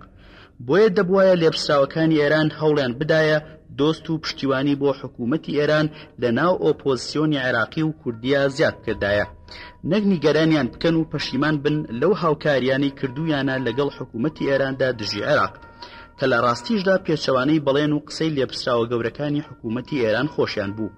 کە ئەیانوت ئێمە پشتیوانی خەڵکی لێقەوماوی کوردی عێراقین و ڕۆژانە هەزاران هەزار تەن خواردن و چادر و پێداویستیان بۆ خەڵک ئەدا لە ئۆردوگاکان. بەم شێوەیە ئێمە بە بانێک و چەند هەوامان ئەزانی. ئێمە وەکو لێبسراوەکانی حیزبەکان لە هەوڵی خۆمان نەکەوتین بۆ لای بەرپرسەکانی حکوومەتی ئێران کاتیان بگەیەنین. ئەم کارانە زۆر خراپن و دەبێت نەهێڵڕێ بکرێن و خەڵکی کوردیش لەم سنوورە چاوەڕوانی یارمەتی و کۆمەکە لە حکوومەتی ئێران نەک بەم شێوەیە وەکو خۆیان تیاچوون ماڵ و سامانیشیان تاڵان بکرێ. دیارە حکوومەتی ئێران لەو سەردەمەدا تەنها پەنایەک بوو بۆ گەلی کوردی لێقەوما و سنوورەکانی کردبوویەوە هەر ناوچەیە خەڵکی لێوە بڕۆشتایە لەناو ئێرانەوە لەناو ئۆردوگاکان نیشتەجێی ئەکردن و تا ڕادەیەک سەرەڕای باری خراپی ئابووری ئێران بەڵام ژیانێکی سەرەتایی بۆ دابی نەکردن. لەو ڕوانگەیەشەوە ئێمە وامان دەهاتە بەرچاو کە حکوومەتی ئێران بەو شێوەیە پەنای ئەو هەموو خەڵکەی داوە. لەو لاشەوە لە هەندێک شوێن وەکو هەڵەبجە ئەم تاڵانیە هەیە و ناتەبایی هەبوو لە چۆنیەتی هەڵسوکەوتی ناوچەیەک بۆ ناوچەیەکی تر. بۆیە دەرکەوت بەشی هەرە زۆری ئەم کارە خراپانە بە ئارەزووی لێپسراوی ناوچەکانە. خۆ ئەگەر خەڵکی باشیان لە سنوورێک هەبوایە مامەڵەی باش بێ بڕیارە سەرەکیەکانی حکوومەتی جێبەجێ کرد. هەندێک شوێنیش مامەڵەیان خراپ بوو ئەمانسانی ئەوە بڕیاری تایبەتی لێپرسراوە مەیدانەکانە کە هەندێکیان لە بنەڕەتدا دۆستی حکوومەتی کۆماری ئیسلام نەبوون و ئەم کردەوانیان ئەکرێت تا خەڵک بێزار و تووڕە بکەن لە حکوومەتی ئێران. هەر بۆیەش ئێمە زۆر جار دەنگەدەنگمان ئەبوو لەگەڵیان و هەوڵیشمان ئەدا لێپرسراوی گەورەیان ببینین و بارودۆخی ناوچەکە و کردداری لێپرساوەکانی خوارەوەیان بۆ ڕوونکەینەوە تاوەکو ڕێگەیان لێ بگرن، چونکە خەڵکی لێقەوماوی وڵاتی ئێمە تەنها پەناگەیەکیان هەیە ئەویش ناوخاچی ئێرانە کە لە دەست ڕژێمی بەعەز ناوچەکانی خۆیان جۆڵ کردووە و جێگەی باوباپیرانی خۆیان بەجێهێشتووە. نابوو ئێران کە خزمەتی ئەو هەموو خەڵکە ئاوارەیەکە لەو لاشەوە بە پێچەوانەوە هەندێک لە لێپرساوەکانیان دژی خەڵکی ئێمە ڕفتار بکەن. تا ڕۆژێک داوای کۆبوونەوەیکی هاوبەشی نوێنەری هەبوو حیزبە کوردیەکان و لێپرساوی یەکەمی ئێرانیەکانمان کرد کە پێشتر لە کۆبوونەوەکانی پێش شەڕدا لەگەڵمان بڕیارنامەی ئیمزا کردبوو. لەو کۆبوونەوەیدا کە لە بارگای قەرارگای ڕەمەزان ئەنجامدرا لە گوندی خەرپانی نوێنەری یەکێتی من و مامۆستا کەمال و نوێنەری پارتی نادر هەورامی و حەمەهەمی نەبوو، نوێنەری سۆشیالیست محەممەدی حاجی مەحموود و عەبدولخالق هەورامی بوو و نوێنەری بزودنەوەی ئیسلامی مەلا عەلی عەبدولعەزیز و مەلا فاتح. لەلایەن ئێرانیەکانەوە محەممەد مقەدەم تەهرانی لە کۆبوونەوەکانی پێش دەستپێرکردنی چالاکیەکە لەلایەن کۆماری ئیسلامی ئێرانەوە ناسێنرا بوو بە هەموو لایەنەکان کە لێپرساوی یەکەمی قەرارگای ڕەمەزان بوو بۆ ئەم چالاکیە و چەند کەسێک لە فەرماندەی سوپای پاسداران کە لێپرساوی یەکە و هێزە تایبەتیەکان بوو کاتبوونە سنوورەکە. سەرەتای کۆبوونەوەکە محەممەد تەهرانی قسەی کردووتی ئەمانەوێ لەگەڵ ئەوانی لەگەڵ من هاتوون بۆ ئەم کۆبوونەوەیە هەر یەکە لێپرساوی بەشێک لە هێزەکان و هەمووشیان لە لێپرساوێتیدا گوایە لە ئەو گەورەتر و بڕیاری تایبەتی خۆیان هەیە لە سەرپەرشتی هێزەکانیان و سنوورەکەدا وتی ئێمە وەکو قەرارگای ڕەمەزان ئیتر هێزی وامان نییە لەم سنوورەدا، بۆیە ناتوانین دەستبخێنە ئیشوکاری هێزی سوپای پاسداران کە بۆ پاراستنی ئەم سنوورە لە شوێنانی دوورەوە هێنراون کە خۆیان ئەتوان بەرنامەی خۆیان داڕێژن. هەر لێرەدا بۆمان ڕوون بوویەوە لەم پێشەکی کۆبوونەوەکەدا کەوا لە ئێمەی بگێنن قەرارگای ڕەمەزان دەور و ئەرکی تەواو بووە و لە سنوورەکەدا ئەو ڕێکەوتنامانەش لەگەڵ ئەوان کراوە ئیتر چاوەڕێ نەکەین هیچی جێبەجێ بکرێ. ئێمەش کە دەستمان کرد بە قسەکردن و وتمان ئێمە کە نوێنەری حیزبە کوردیەکانی پێشتر لەگەڵ تۆ کە نوێنەری حکوومەتی ئێران بوویت قسەمان کردووە، ئێمە پەیوەندیمان چێ بەسەر ئەوەی هێزی تازە هاتووەیانە، چونکە هەموو هێزەکان سەر بە حکوومەتی ئێرانن کە تۆ نوێنەری بوویت و ئیمزای ڕێکەوتنامەکانی کردووە. بۆیە ئەبێ وەڵامی تەواومان بیتەوە ئایا خاڵ بە خاڵی ڕێکەوتنامەکانتان لە بیر ماوە؟ چی جێبەجێ کراوە؟ کە سەرەتاوا بوو بەڕێوەبردنی ئەم سنوورە بە حیزبە کوردیەکان بسپێرن لە هەمووی گرنگتر ژیانی خەڵکە. ئێوە بڕیارتان وا بوو کە ماسکی دژی گاز و جلوبەرجی تایبەتی دژی گاز نەک هەر بۆ هێزی پێشمەرگە بەڵکو بۆ هاوڵاتیانیشی بهێنن. وتان بیری هەموو شتێکتان کردووە کەچی ئێستا هیچ دیار نییە. وەڵامی داینەوە گوایە ئەم ناوچانە ژیانی تێدا نەماوە ئەبێ هەموو خەڵک بڕۆنە ئۆردوگا و ئێران و ناتوانێ ماسک و جلوبەرجی 200,000 کەس پەیدا بکە. لە ئەنجامدا هەرچی ئێمە وتمان ئەوان گوێیان لێ نەگرتین و زیاتر فەرماندەکانی هێزە پاسدارەکان قسەیان ئەکرد و تیان گەیاندین. لەمەولا ئەمانە لێپرسراوی ناوچەکەن نەک قەرارگای ڕەمەزان. ئەنجامی قسەکانیان هەر ئەوە بوو کە ئێستا شەڕە و لە کاتی شەڕیشدا هیچ کارێکی ئاوادانکردنەوە ناکەن و بەرەکانیشان بەدەست خۆیانەوەیە. پێیان خۆش نییە هێزی ئێمە لە سنوورەکەدا و هیچ دەسەڵاتێکیان هەبێ بە ئاگاداری ئەوان جم و جوڵ بکەین و ناهێڵن کەسێکی تر باڵادەست بێ جگە لە خۆیان. ئێمەش زانیمان هیچمان بەگوێ ناکەن و زۆر ناڕەحەت بووین. من خۆم بە شایدی هەموو لێپسراوی حیزبەکان کەم تەرخەمیم نەکرد لە وەڵامدانەوەیان. زۆر بەتوندی پێم وتن ئەم هەڵوێستەی ئێوە لەم سنوورە زیانی گەورە لە هاوکاری نێوان حکوومەتی ئێران و لایەنە سیاسی کوردیەکانەدا. بەم وەڵام و کردەوەتان دەریەخەن ئێوە هاوکاری ئێمەتان نەکردەوە بۆ ڕزگارکردنی سنوورەکە لە هێزی ڕژێمی عێراق، بەڵکو ئێمەتان بەکارهێنا بۆ دەرکردنی هێزێکی داگیرکەری دڕندا وەکو عێراق و ئێستا خۆتان جێگەی عێراقتان گرتوتەوە. وەک داگیرکەر مامەڵەمان لەگەڵەکە نەک ڕزگارکەر و دۆست. پێمان وتن دیارە ئێمە شکاوین لە ناو خاکی خۆمان و نەماوین بەهۆی هێرشی ڕژێمی عێراقەوە، بەڵام ئەو حیزبانی هاوکاری ئێوە بوون لە شەڕەکانە هەریەکە خاوەنی چەندین ساڵ خەبات و تێکۆشانە دژی ڕژێمی عێراق. لە شەڕیشدا وەکو سەرکەوتن هەیە شکستیشەیە. ئەو شکستەش ئەوە ناگەیەنێ کە ئیتر ئەم حیزبانە ئاشبەتاڵیان کرد بێ. هەر گۆڕانکاریەکە بێت لە بارودۆخی عێراق ئەم حیزبانە خاوەنی میلەتێکن کە سنوورمان بە سنووری ئێرانەوەیە.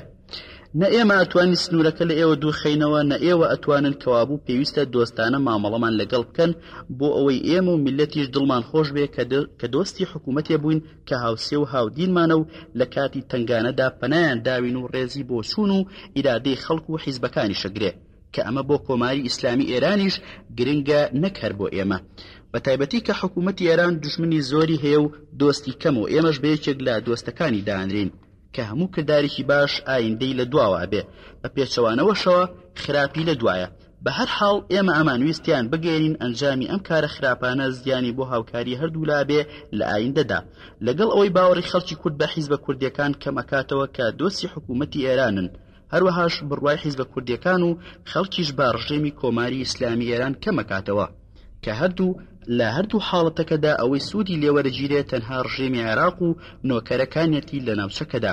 هەر بۆ نمونەش ئەم چەند بەراوردەم بۆ ڕوونکردنەوە کە جیاوازی چییە لە نێوان کردار و ڕەفتاری ئەمان و هێزەکانی عێراق. یەک، وتم پێشتر حکوومەتی عێراق کە لە سنوورەکەدا بوو ناوچەکەی وێران ئەکرد و خەڵکەکەی ڕاگوێزا بە نەخشەی خۆی. ئێستاش ئێوە بە شێوەیەکی تر خەڵکەکەی ڕاگوێزن بۆ ناو ئێران، کەلوپەل و کارگە و هەموو کەرەسەیەکی ژیان لە سنوورەکەدا بارەکەن و تاڵانیەکەن.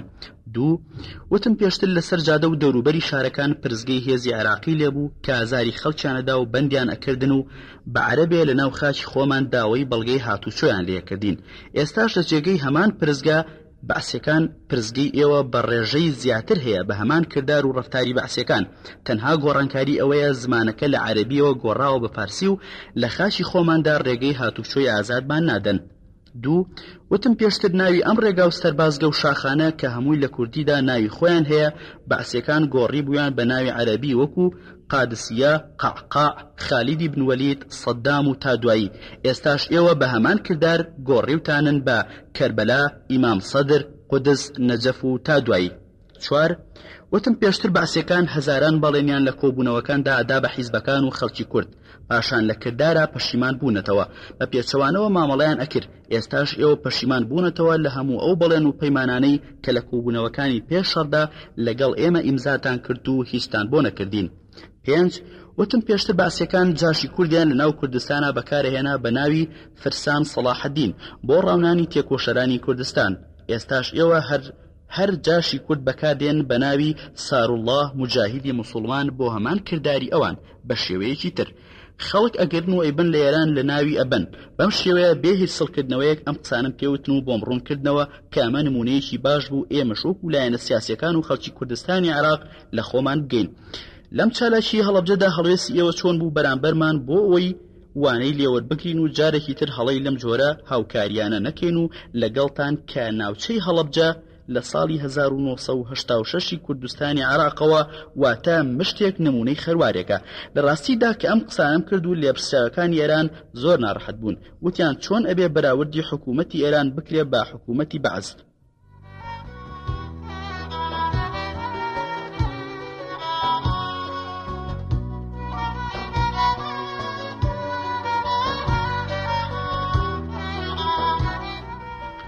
بەڵام هیچ گوێمان پێنەدان و بە هەمان سووربوونەوەی ئەوان ئێمەش درێژەماندا بە قسەکانمان و پێم وتن بۆچی ئێمە مافی ئەوەشمان نییە لە ناو خاکی ئازادکراوی خۆمان کە بەلافاوی خوێن ئازاد کراوە و مافی قسەکردنیشمان نییە بۆ مێژوو بڵێن لەم قسانەدا نوێنەری حیزبەکانی تریش بەلایەنی مەلا عەلی و محەممەدی حاجی محمود پشتگیری تەواویان کردین و ئەوانیش قسەی زۆر باشیان کرد.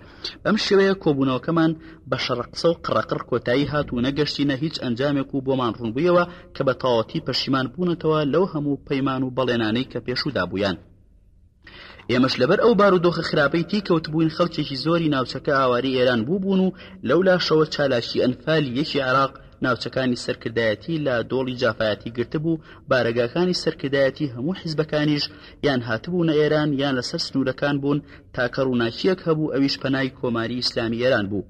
هەموو لا ناچار بوون لەبەر ئەو بارودۆخانی باسمان کرد چیتر لەسەری نەڕۆین و چونکە زۆر چاو لەبەریان بوون بەهۆی نالەباری بارودۆخی کورد و ئۆپۆزیسیۆنی عێراقی و کوردیەوە. بۆ ئەو تاکە دەرگایشمان لە ڕوودا نەخرێت لەولاشەوە ئەبێ ئەوەشمان لەبیر بێ ئەو هەموو ئاوارانە چوو بوونە ئێران ئەرکێکی گرانیان خستبوویە سەر کۆماری ئیسلامی ئێران کە ئەو کاتە لەبارێکی ئابووری و سیاسی زۆر نالەباردا بوو بەهۆی شەڕی عێراق و ئێران و ئابڵۆقەی ئابووری ڕۆژئاواوە لەسەری هەر بۆیە ناچار بووین سەری خۆمان کسکەین و شاوەڕوانی دواڕۆژکەین. ئەوەش کە زیاتر لای ئێمە ڕوونبوویەوە ئەم گۆڕانەی هەڵوێستی زیاتر دوای تێکشکانی بەرەکانی سەرکردایەتی یەکێتی نیشتیمانی کوردستان بوو لە دۆڵی جافایەتی کە دوای 3 مانگ شەڕی قورس لەگەڵ هێزی زەمینی و تۆپخانە و ئاسمانی عێراقدا چیتر توانای بەرگریان نەمابوو. عێراقیش گەورەترین هێزی کۆکردبوویەوە لەسەر ئەو بەرەوە لەو زستانە سەختەدا. ئەو بوو پاشان بە شکستی بەرەکە کۆتایی هات و سوپای عێراق هەموو ناوچەکەی داگیر کرد و تاڵان و وێرانی کرد و هەموو خەڵکەکەی ئەوەی دەستی عێراق نەکەوت ئاوارەی دیوی ئێران بوون. ئەوەشی دەستی عێراق کەوت هەمووی لەناوبردن و بە ناوی چالاشی ئەنفالیەکەوە بەم شێوەیە جارێکی تر سەنگەر و پایەگای هێزی شۆڕشی کورد لە ناوخاکی کوردستانی خۆماندا بۆ ماوەیەکی تر هەڵکەنرا و بەرەو دوا ڕۆژێکی نادیار ڕۆشت. بەسەرهاتی بانقی هەڵەبجە ئێوارەی یەکەمی گرتنی شاری هەڵەبجە یەکێک لەو شوێنانی بایەخی زۆرمان پێدا بانقی هەڵەبجە بوو. ئەگەرچی تا پێشمەرگە گەشتبوونە بینای بانقەکە خەڵکی شڕەخۆر و پڕی بیناکە بوون و دەرگا و پەنجەرە و دۆڵابەکانیان شکاندەبوو. زۆر بەڵگەنامە و فایل کە هەمووی گرنگ بوو بردیان، بەڵام قاسەی بانقەکە کلیل درابوو دەستکاری نەکرابوو چونکە بۆیان ناکرایەوە. هەموو خەڵکی سنووری هەڵەبجەش ئاگادار بوون قاسەی ئەو بانقە لە ناو دیوارێکی محکەمدا بە شیش و شێلمان و چیمەنتۆ و گەج دروست کرابوو. قاسەکەش لە سندوقێکی پۆڵای ئەسوور دروست کرابوو، کلیلەکەش سویچ بوو نەق قوفڵی دەرەوە. لەو ئێوارەیەدا ئێمە هاتین ناوشار نەمان ئەزانی کلیلی ئەم قاسەیە لای کێیە. هەروەها خەڵکی ناوچەکەش ئاگادارن کاتی شۆڕشی ئەیلولی ساڵی 1974 جارێکی تر هەڵەبجە کەوتەوە دەست شۆڕشی کورد و ئەم بانقە و قاسەکەی ئەو کاتەش نەتوانرا بشکێندرێ یان بکرێتەوە. زۆر هەوڵی لەگەڵ درا هەر بە مۆری مایەوە تاوەکو حکوومەتی عێراق دوای ئاش بەتاڵ واتە لە ساڵی 1975 هاتەوە هەڵەبجە ئەوسا بە کلیل کرایەوە. ئەو شەوەی یەکەم واتە 15/3 کە هێزی پاراستنی ناوشارمان ڕێخست ئێمە لە ماڵی کاک حاجی ڕەشید عەزیز بووین.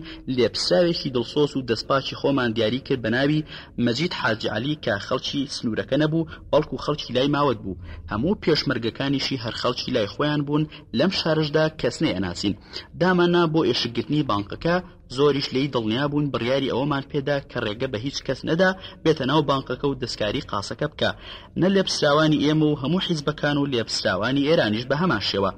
لەو شەو ڕۆژەی ئێمە لە ناو شار بوون زۆر کەس هاتە لامان و ئەیانوت پارەیە ئاڵتونمان لە ناو بانقەکەدایە چی بکەین و چۆنی دەبێنین. ئێمەش کە زۆر گەڕاین بە شوێن بەڕێوەبەری بانقەکەدا دەستمان نەکەوت. وەڵامی خەڵکەکەمان ئەدایەوە کە ئەو قاسەیە بە ئێمە ناکرێتەوە پاسەوانمان لەسەر داناوە. ئێمە خۆمان ئێوە خۆتان خەریک مەکەن بەم بانقەوە، ئێمە پارێزگاری لێەکەین هەرچی تێدا مابێ و حکوومەتی عێراق نەیبرد بێ تا بارودۆخەکە هێواش ئەبێتەوە.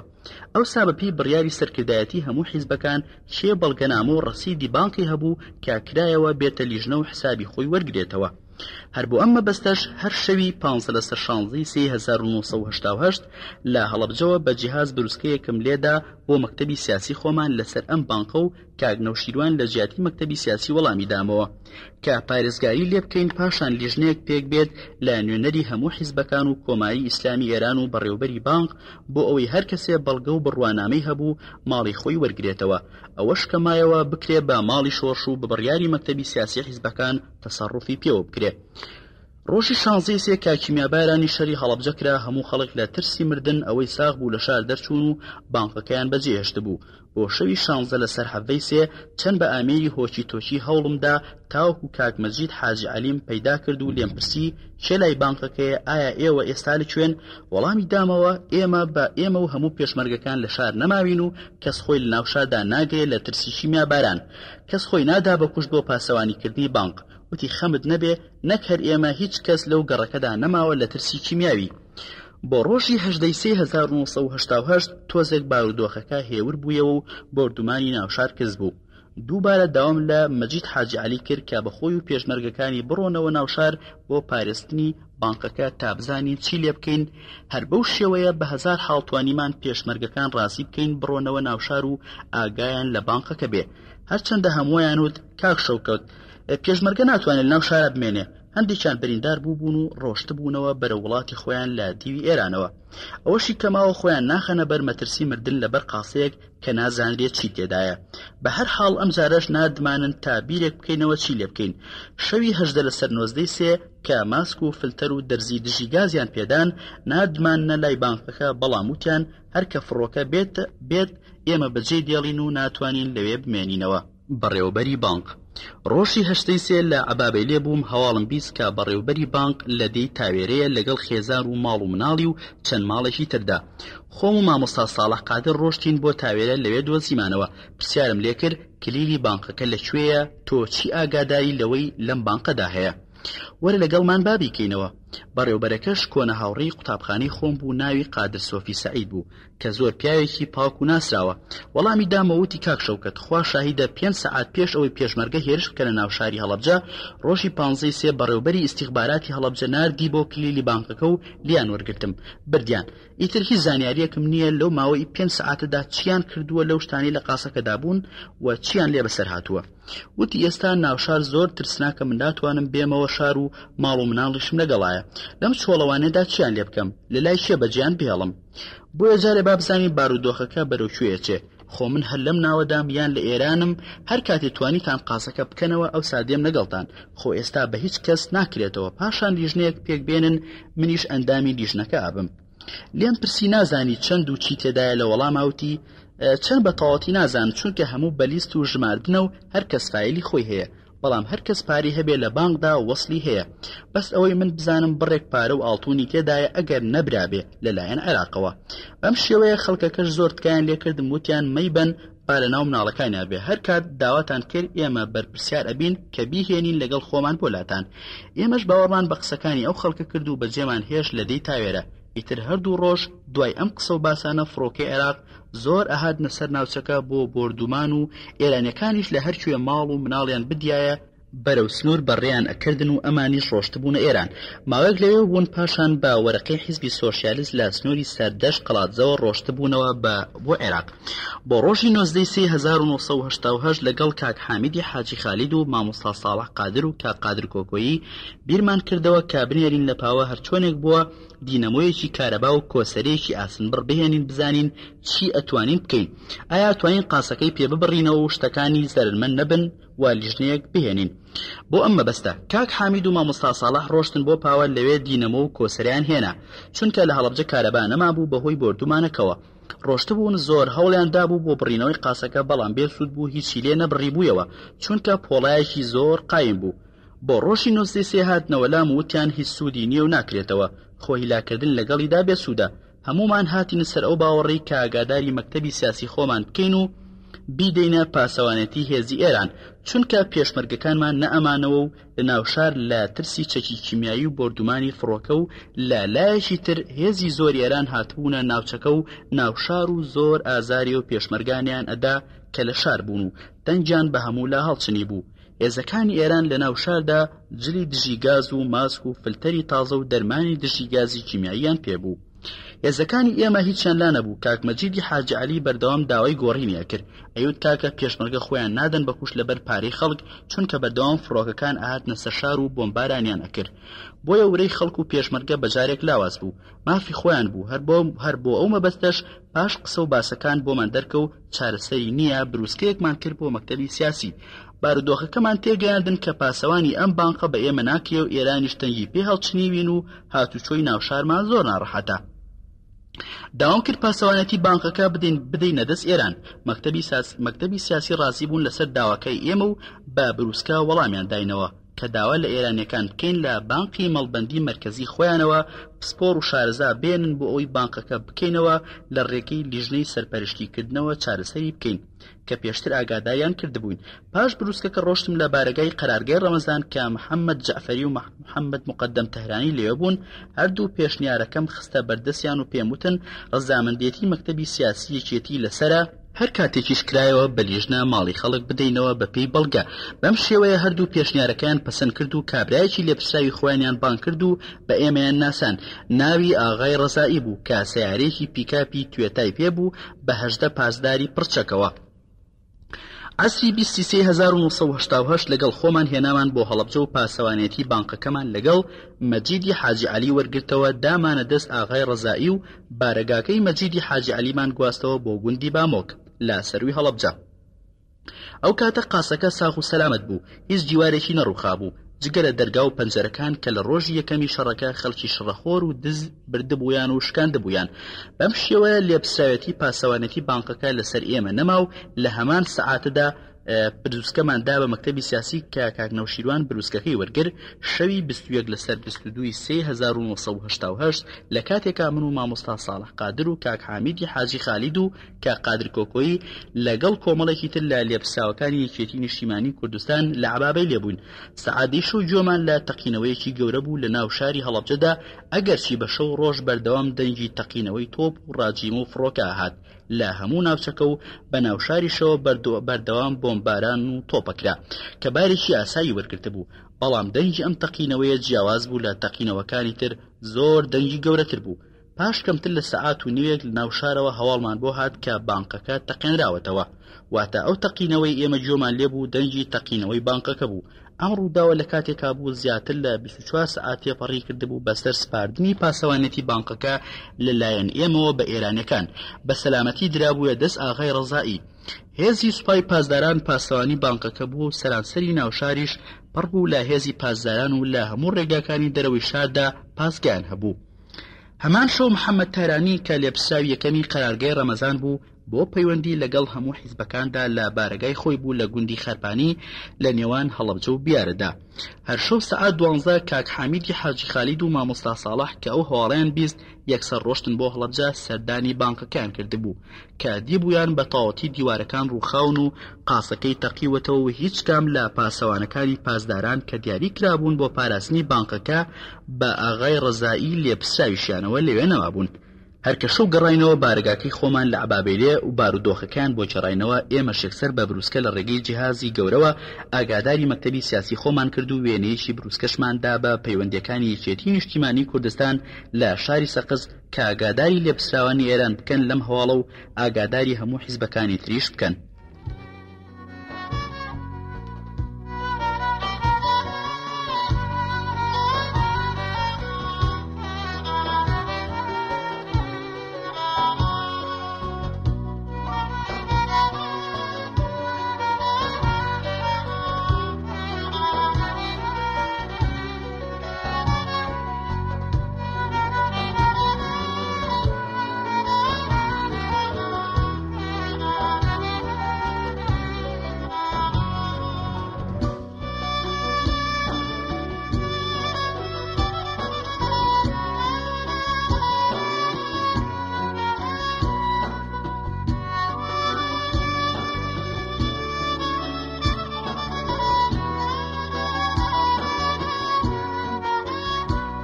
کاسێتی شەشەم دیوی دووەم سەر لە بەیانی من و مامۆستا ساڵح ڕۆشتین بۆ هەڵەبجە و سەردانی لای بانقەکەمان کرد. تەماشامان کرد هیچ پاسەوانێکی لێ نییە و قاسە و بیناکە هەمووی تەقێنراوەتەوە و لە ناو بەرد و ئاسن و دیوارە ڕووخاوەکانیدا تەنها دوو تورەکەی بچووک پارەی ئاسمان دۆزیەوە لە 10 فلس 25 فلس 50 فلس 100 فلس و 250 فلس کە هەموو نەی ئەکردا 6,000 دینار. سێ لەوەدا بوو کە هەموو ماندوون و تەنها یەک لە دیناری کاخەس یا 10 دیناری یا 25 دیناریمان نەدۆزیەوە کە بیسەلمێنێت کە قاسەکە بە پارە تەقێنراوەتەوە. ئەگەر چەند نمونەیەکمان دەستکەوتایە دەرەکەوت قاسەکە بە پارەوە تەقێنراوەتەوە. هەروەها ئەو دوونیوە تورەکە پارەوردەیەش هێشتا بەشی زۆری لە ناو تورەکەکەدا بوون کە ئیسلمان پێشتر قاسەکە کۆکراوەتەوە و پارە کاغەسەکانی لێ دەرهێنراوە پاشان تەقێنراوەتەوە. هەر ئەم بەیانیە هەواڵم نار بۆ محەممەد تەهرانی و بۆ لێپرسراوی هەموو حیزبەکان داوام لێکردن کۆبوونەوەیەک بکەین بۆ باسی تەقینەوەی ئەم بانقە پاشان کە ڕەزامەندی درا لەسەر کۆبوونەوە کە لە بارگای محەممەد تەهرانی لە خەرپانی پێشنیوەڕۆی 23/1988 لەوێ کۆبوونەوە کە لێپرسراوی یەکەمی حیزبەکان هاتبوون لە ناوچەکەدا چونکە کۆبوونەوەکە لەسەر داوای من بوو. لە پێشدا من قسەم کرد پێم وتن تەقینەوەی ئەم بانقە نابێ هەروە بە ئاسانی بڕوا. بە تایبەت ئێمە وەکو یەکێتی نیشتیمانی کوردستان لێپرسراوی یەکەم بووین لە سەرەتای شەڕدا کە شاری هەڵەبجە گیراوە. هەروەها من خۆتی خۆم بەرپرسی یەکەمی هێزی یەکێتی بووم و ئێمە بەڵێنمانداوە بەو خەڵکانی هەڵەبجە کە پارەوشتیان هەبووە لە ناو بانقەکەدا پارەکانیان ئەپارێزین. هەر بۆیە خەڵک مافی خۆیەتی بپرسێتەوە لە ئێمە و منیش خەڵکی ئەم ناوچەیەم هەتا دنیا بێ باسی ئەم بانقا کرێ. ئەگەر چی تا ئێستا ئێمە نەمانزانیوە چی لەو بانقە بووە. بەڵام گرنگ ئەوەیە ئەم بانقە تەقێنراوەتەوە و تاڵان کراوە. هەروەها لە بەرچاوی نوێنەری هەموو حیزبەکان بە محەممەد تەهرانی وت کە 5 ڕۆژ ئێمە پاسەوانی ئەم بانقە بووین. پاشان بە ئاگاداری مەکتەبی سیاسی خۆمان بە ژماردە بینا و دیوار و قاسی بانقەکەمان بە سەلامەتی داوەتە دەست ئاغای ڕزایی پێش 24 سەعات لە تەقینەوەکەی کە 18 پاسداری لەگەڵ بووە بە تایبەت بە فەرمانی ئەم کاک محەممەد تەهرانیە بۆ پاسەوانی ئەو بانقە تەرخان کران و بڕیار بوو تا لە بانقی مەڵبەندی مەرکەزی ئێرانەوە شارەزا و پسپۆر بێ بیپارێزێت پاشان بە لیژنەی هەموو حیزبەکان و کۆماری ئیسلامی ئێران و بەڕێوەبەری بانقەکە دەرگاکەی بکەینەوە و هەرچی تێدا بوو دەری بهێنین هەر بە لیژنە هەر کەس بەڵگەنامەی لە خەڵکی ناوچەکە پارە و ماڵەکەی بدەینەوە. ئەوە شێمێنێتەوە بکرێ بە ماڵی شۆڕش. اینجا ئێستا کە لە بەرپرسێتی ئێراندا بووە کوانی ئاغای ڕزایی وا پاسەوانەکانی بالێ کۆڵینەوە بکەی لیان. هەرچەندە محەممەد تەهرانی ئەویست لەسەر خۆیانی لابەرێت و بیخاتە سەر ئێمە بەڵام هیچ بەڵگەیەکی نەبوو. لە کاتێکا قسەکانی ئێمە هەمووی ڕاست و تەواو بەڵگەوە بوو. بۆیە بڕیاردرا لیژنەیەک لە ئاستێکی بەرزا پێک بهێنرێ و مەکتەبی سیاسی حیزبەکان و لێپرساوی گەورەی ئێرانیەکان تێیدا بەشدار بن بۆ لێکۆڵینەوەی ئەم ڕووداوە. بەڵام داخم ناچێ بەهۆی وەستانی شەڕی ئێران و عێراقەوە لەلایەک و چالاکیەکانی ئەنفال لەلایەکی ترەوە سەرکردایەتی و پێشمەرگەی هەموو حیزبەکان ئاوارەی دیوی ئێران بووین و پاشانیش کە ئێران ناوچەی هەڵەبجەی چۆڵ کرد ئیتر هەرباسی لیژنەکە نەکرا و ئێمەش گڵۆڵەمان کەوتبووە لێژی و هیچمان بەگوێی هیچ کام لەلایەنە سیاسەکان ناکرد و نەمان ئەوێرا زۆر لەسەر ئەو لێکۆڵینەوانە بڕۆین چونکە هەمومان ئاوارەی ناوخاکی ئێران بووین. ئەگەر لەسەر کێشەی ئەو بانقە قسە و قسەڵۆکی زۆر هەڵبەسێنرا بەڵام ڕاستیەکەی ئەمە بوو کە ئێمە لێرەدا ڕوومان کردوتەوە. پاشان نزیکەی 25 ڕۆژ لە کارەساتی کیمیابارانی هەڵەبجە ئەو کاتەوەکو پێشتر ئاماژەمان بۆ کردبوو شەڕەکانی دۆڵی جافایەتی نەمابوو. چالاکیەکانی ئەنفال هەموو ناوچەکانی گرتبوویەوە و بارگای سەرکردایەتی کێتی نیشتیمانی کوردستان هاتبووە سنووری قاسمەڕەش لە دیوی ئێران. ڕۆژێک کاک نەوشیروان مستەفا لەگەڵ کاک فەریدون عەبدولقادر و کاک جەبار فەرمان هاتن بۆ سەردانی ئێمە لە ناوچەی هەڵەبجە. لە کاتی گەڕانەوەیاندا منیش لەگەڵیان ڕۆشتم بۆ پاوە لەوێ داوام کرد لە بارگای قەرارگەی ڕەمەزان کۆبوونەوەیە بکرێ. لێپرساوی یەکەمی ئێرانیەکان هەموو لەوێ بوون بۆ ئەوی باسێکی ڕووداوی ئەو بانقە بکەین. بەم شێوەیە کۆبوونەوەکە سازرا لە لایەن ئێرانیەکانەوە محەممەد جەعفەری، ئاغای مەسجدی، محەممەد تەهرانی و لەلایەن ئێمەوە کاک نەوشیروان، کاک فەریدون عەبدولقادر، کاک دکتۆر کەمال خۆشناو، کاک ئاسۆی شێخنووری کە لێپرساوی بارگای پەیوەندیەکانی یەکێتی بوو لە پاوە. ئامادە بووین. من خۆشم بەشدار بووم لەو کۆبوونەوەیەدا کە باس هاتە سەر باسی بانقەکە من هەروەکو چۆن لە سەرەتاوە تا کۆتایی هەموو ڕووداوەکانم بۆ باسکردن و پێم وتن ئێمە وەکو شەخص یا وەکو یەکێتی بەرپرسیار نین لەم ڕووداوە. ئێمە بانقەکەمان بە تەواوەتی داوەتە دەست نوێنەری کۆماری ئیسلامی ئێران کە ئاغای ڕەزایی بووە بە شایەتی محەممەد تەهرانی پێش 24 سەعات لە تەقینەوەکەی لە دەستی ئێمەدا نەبووە کە ئەم ڕاستیانم ڕوون کردەوە هیچ وەڵامێکیان نەبوو کە بتوانن ڕازیمان بکەن و هەموو بێدەنگ بوون. لە بیرمەیەشێک لە برادرانی مەکتەبی سیاسی وتی کاکەواز بێنن ئەو تەقینەوەیە ئەو خێرای گواستنەوەیە تەنها بە حکوومەت دەکرێت. خۆ ئێرانیش خەڵکی شارەزای زۆر باشی هەیە لە بانک بڕیندا کە لە لوبنان بوون چەندین بانکیان بڕی و کەسیش پێی نەزانین و ئەگەر ئەم ئیشە لای ئێمە یا هەر حیزبێکی تر بێ هەر زوو دەرەکەوێت.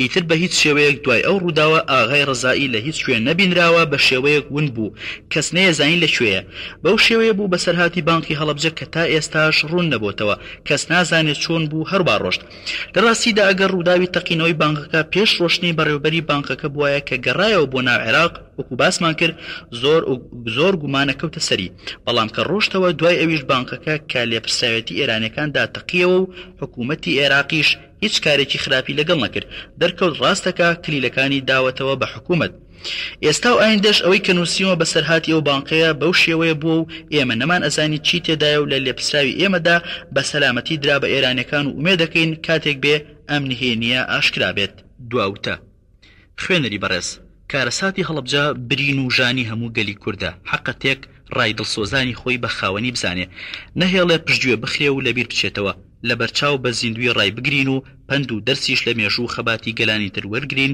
وەک سەرمەشقەیەک کاری بۆ بکەین یەکەم ئەمریکا لە جەنگی جیهانیدا 2 بۆمبیدا بە یاباندا کە ئەو زەمانە یابانەکان ئیستیعمار و داگیرکەر بوون ئەمریکاش لە زلبوونی یابان ئەترسا و هەردوو میلەتی ئەمریکا و یابانیش دوو ڕەگەزی جیاواز بوون بە هەزاران کیلۆمەتر مەسافەی نێوانیان بوو گەلی یابان هەتا ئێستاش نەوە لە دوایینەوە و ڕووداوە زیندوو ڕاگرێ و ناهێڵن نەبیر بچێتەوە هەموو ڕۆڵەکانیان بە گیانی تۆڵە سندنەوە پەروەرداکەن هەرگیز تاوانی حکوومەتی ئەو سایابان ناگرن کە ئەو زەمانە کەڵکەڵی خۆسەپاندن و دەسەڵاتی هەبوو لە جیهاندا بۆیە ئەو شەڕەوا گەورە بوو لای ڕۆڵەکانیان ئەم بەشەی کەم بایەخ دەکەن و گرنگی تایبەت بە تاوانەکە ئەدەن بە پێچەوانەوە گەلی کورد هەرگیز بە تەمای دەستدرێژی نەبووە بۆ سەر هیچ خاک و گەلێکی تر و لە گشت زەمانێکدا هەر کورد چەوسێنراوەتەوە و مافی پێشێل کراوە لە پێناوی ئاساییتین مافی خۆیدا لێی دراوە و سووتێنراوە داخم ناچێت ئەوە 10 ساڵ تێدەپەڕێ بەسەر کارەساتی هەڵەبجەدا لە ناوخۆی کوردستانیشدا بەهۆی باشحاڵی نەبوون لە ڕاستیەکان یا هەوڵدان بۆ شێواندنی ڕاستیەکان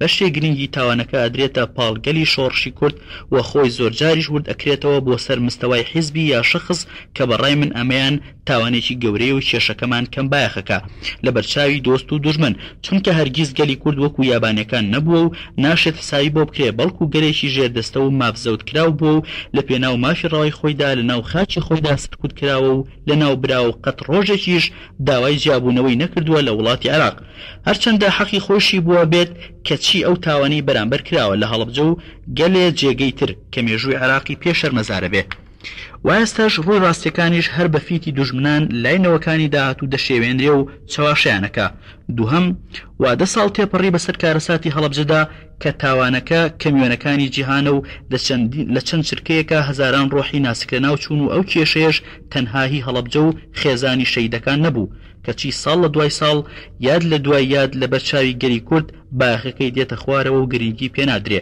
بە پێچەوانەوە لای گەلانی جیهانی دەرەوە زیاتر گرنگی پێدرێت و لێکۆڵینەوە و لێتوێژینەوەی زیندوی لەسەرەکرێ کە ئەمەش بۆ خۆی مای نیگەرانی زۆرە و خزمەتی گەورەشە بە دوژمنانی کوردستان سێهەم لایەنە سیاسیەکانی کوردستان لە چەپەوە بۆ ڕاست لە ئیلمانیەوە بۆ دینی هیچ کامنیان توانیوە نە لە ڕابردوودا نە لە داهاتووشدا بەقەدەر خوێنی شەهیدانی کیمیابارانی هەڵەبجە وجدان و زەمیری گەلانی وڵاتانی جیهان بۆ لای کێشەی کورد ڕاکێشن خزمەت بە پێشەوەچوونی ڕووی ڕاستی مەسئلەکەمان بکەن لە دنیادا کەچی داخم ناچێ جگە لەوەی وەکو پێویست تا ئێستا گرنگیان نەداوە بە کارەساتی هەڵەبجە و بەقەدەر یەکێک لە بۆنە و یادە حیزبەکان بایەخی پێنەدراوە چی لە ڕووی سیاسی و دیبلۆماسی و یا لە ڕووی بایەخپێدانی ڕۆژانەی جەماوەریەوە بەڵام تەنها لە چوارچێوەی بیری تەسکی حیزبایەتیدا تا ئێستاش ئەم لاولا تاوان بار دەکات دوژمنە سەرەکیەکەشمان فەرامۆش و دڵخۆشی کردووە هەر لەو قاڵبەشدا مافی شەهیدانی هەڵەبجە و گەلەکەشمان پێشێل کراوە و بەرەو پوکانەوە ئاچێ چوارەم ئێمەی خەڵکانی هەڵەبجە و دەوروبەری بۆ خۆشمان تا ئێستا نەمان توانیوە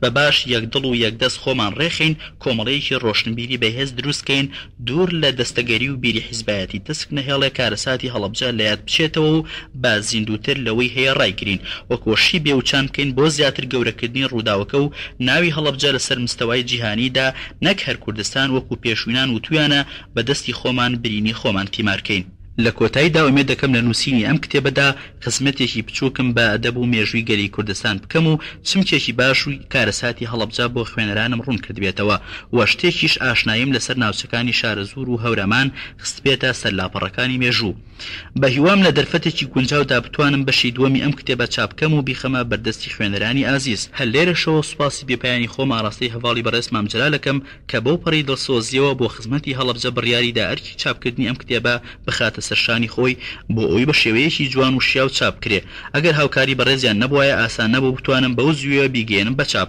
هەروەها سوپاسی تێکڕای و بەڕێزاناکەم هاوکاریان کردم بۆ پیاچوونەوە و ڕاستکردنەوەی وردەکەم و کوڕەکانی و پەیداکردنی کۆمەڵێک وێنەی بەسوود بۆ کتێبەکە لە ڕاستیدا سوودی باشم لە ئامۆژگاریەکانیان وەرگرت نمونەیان زیاد بێ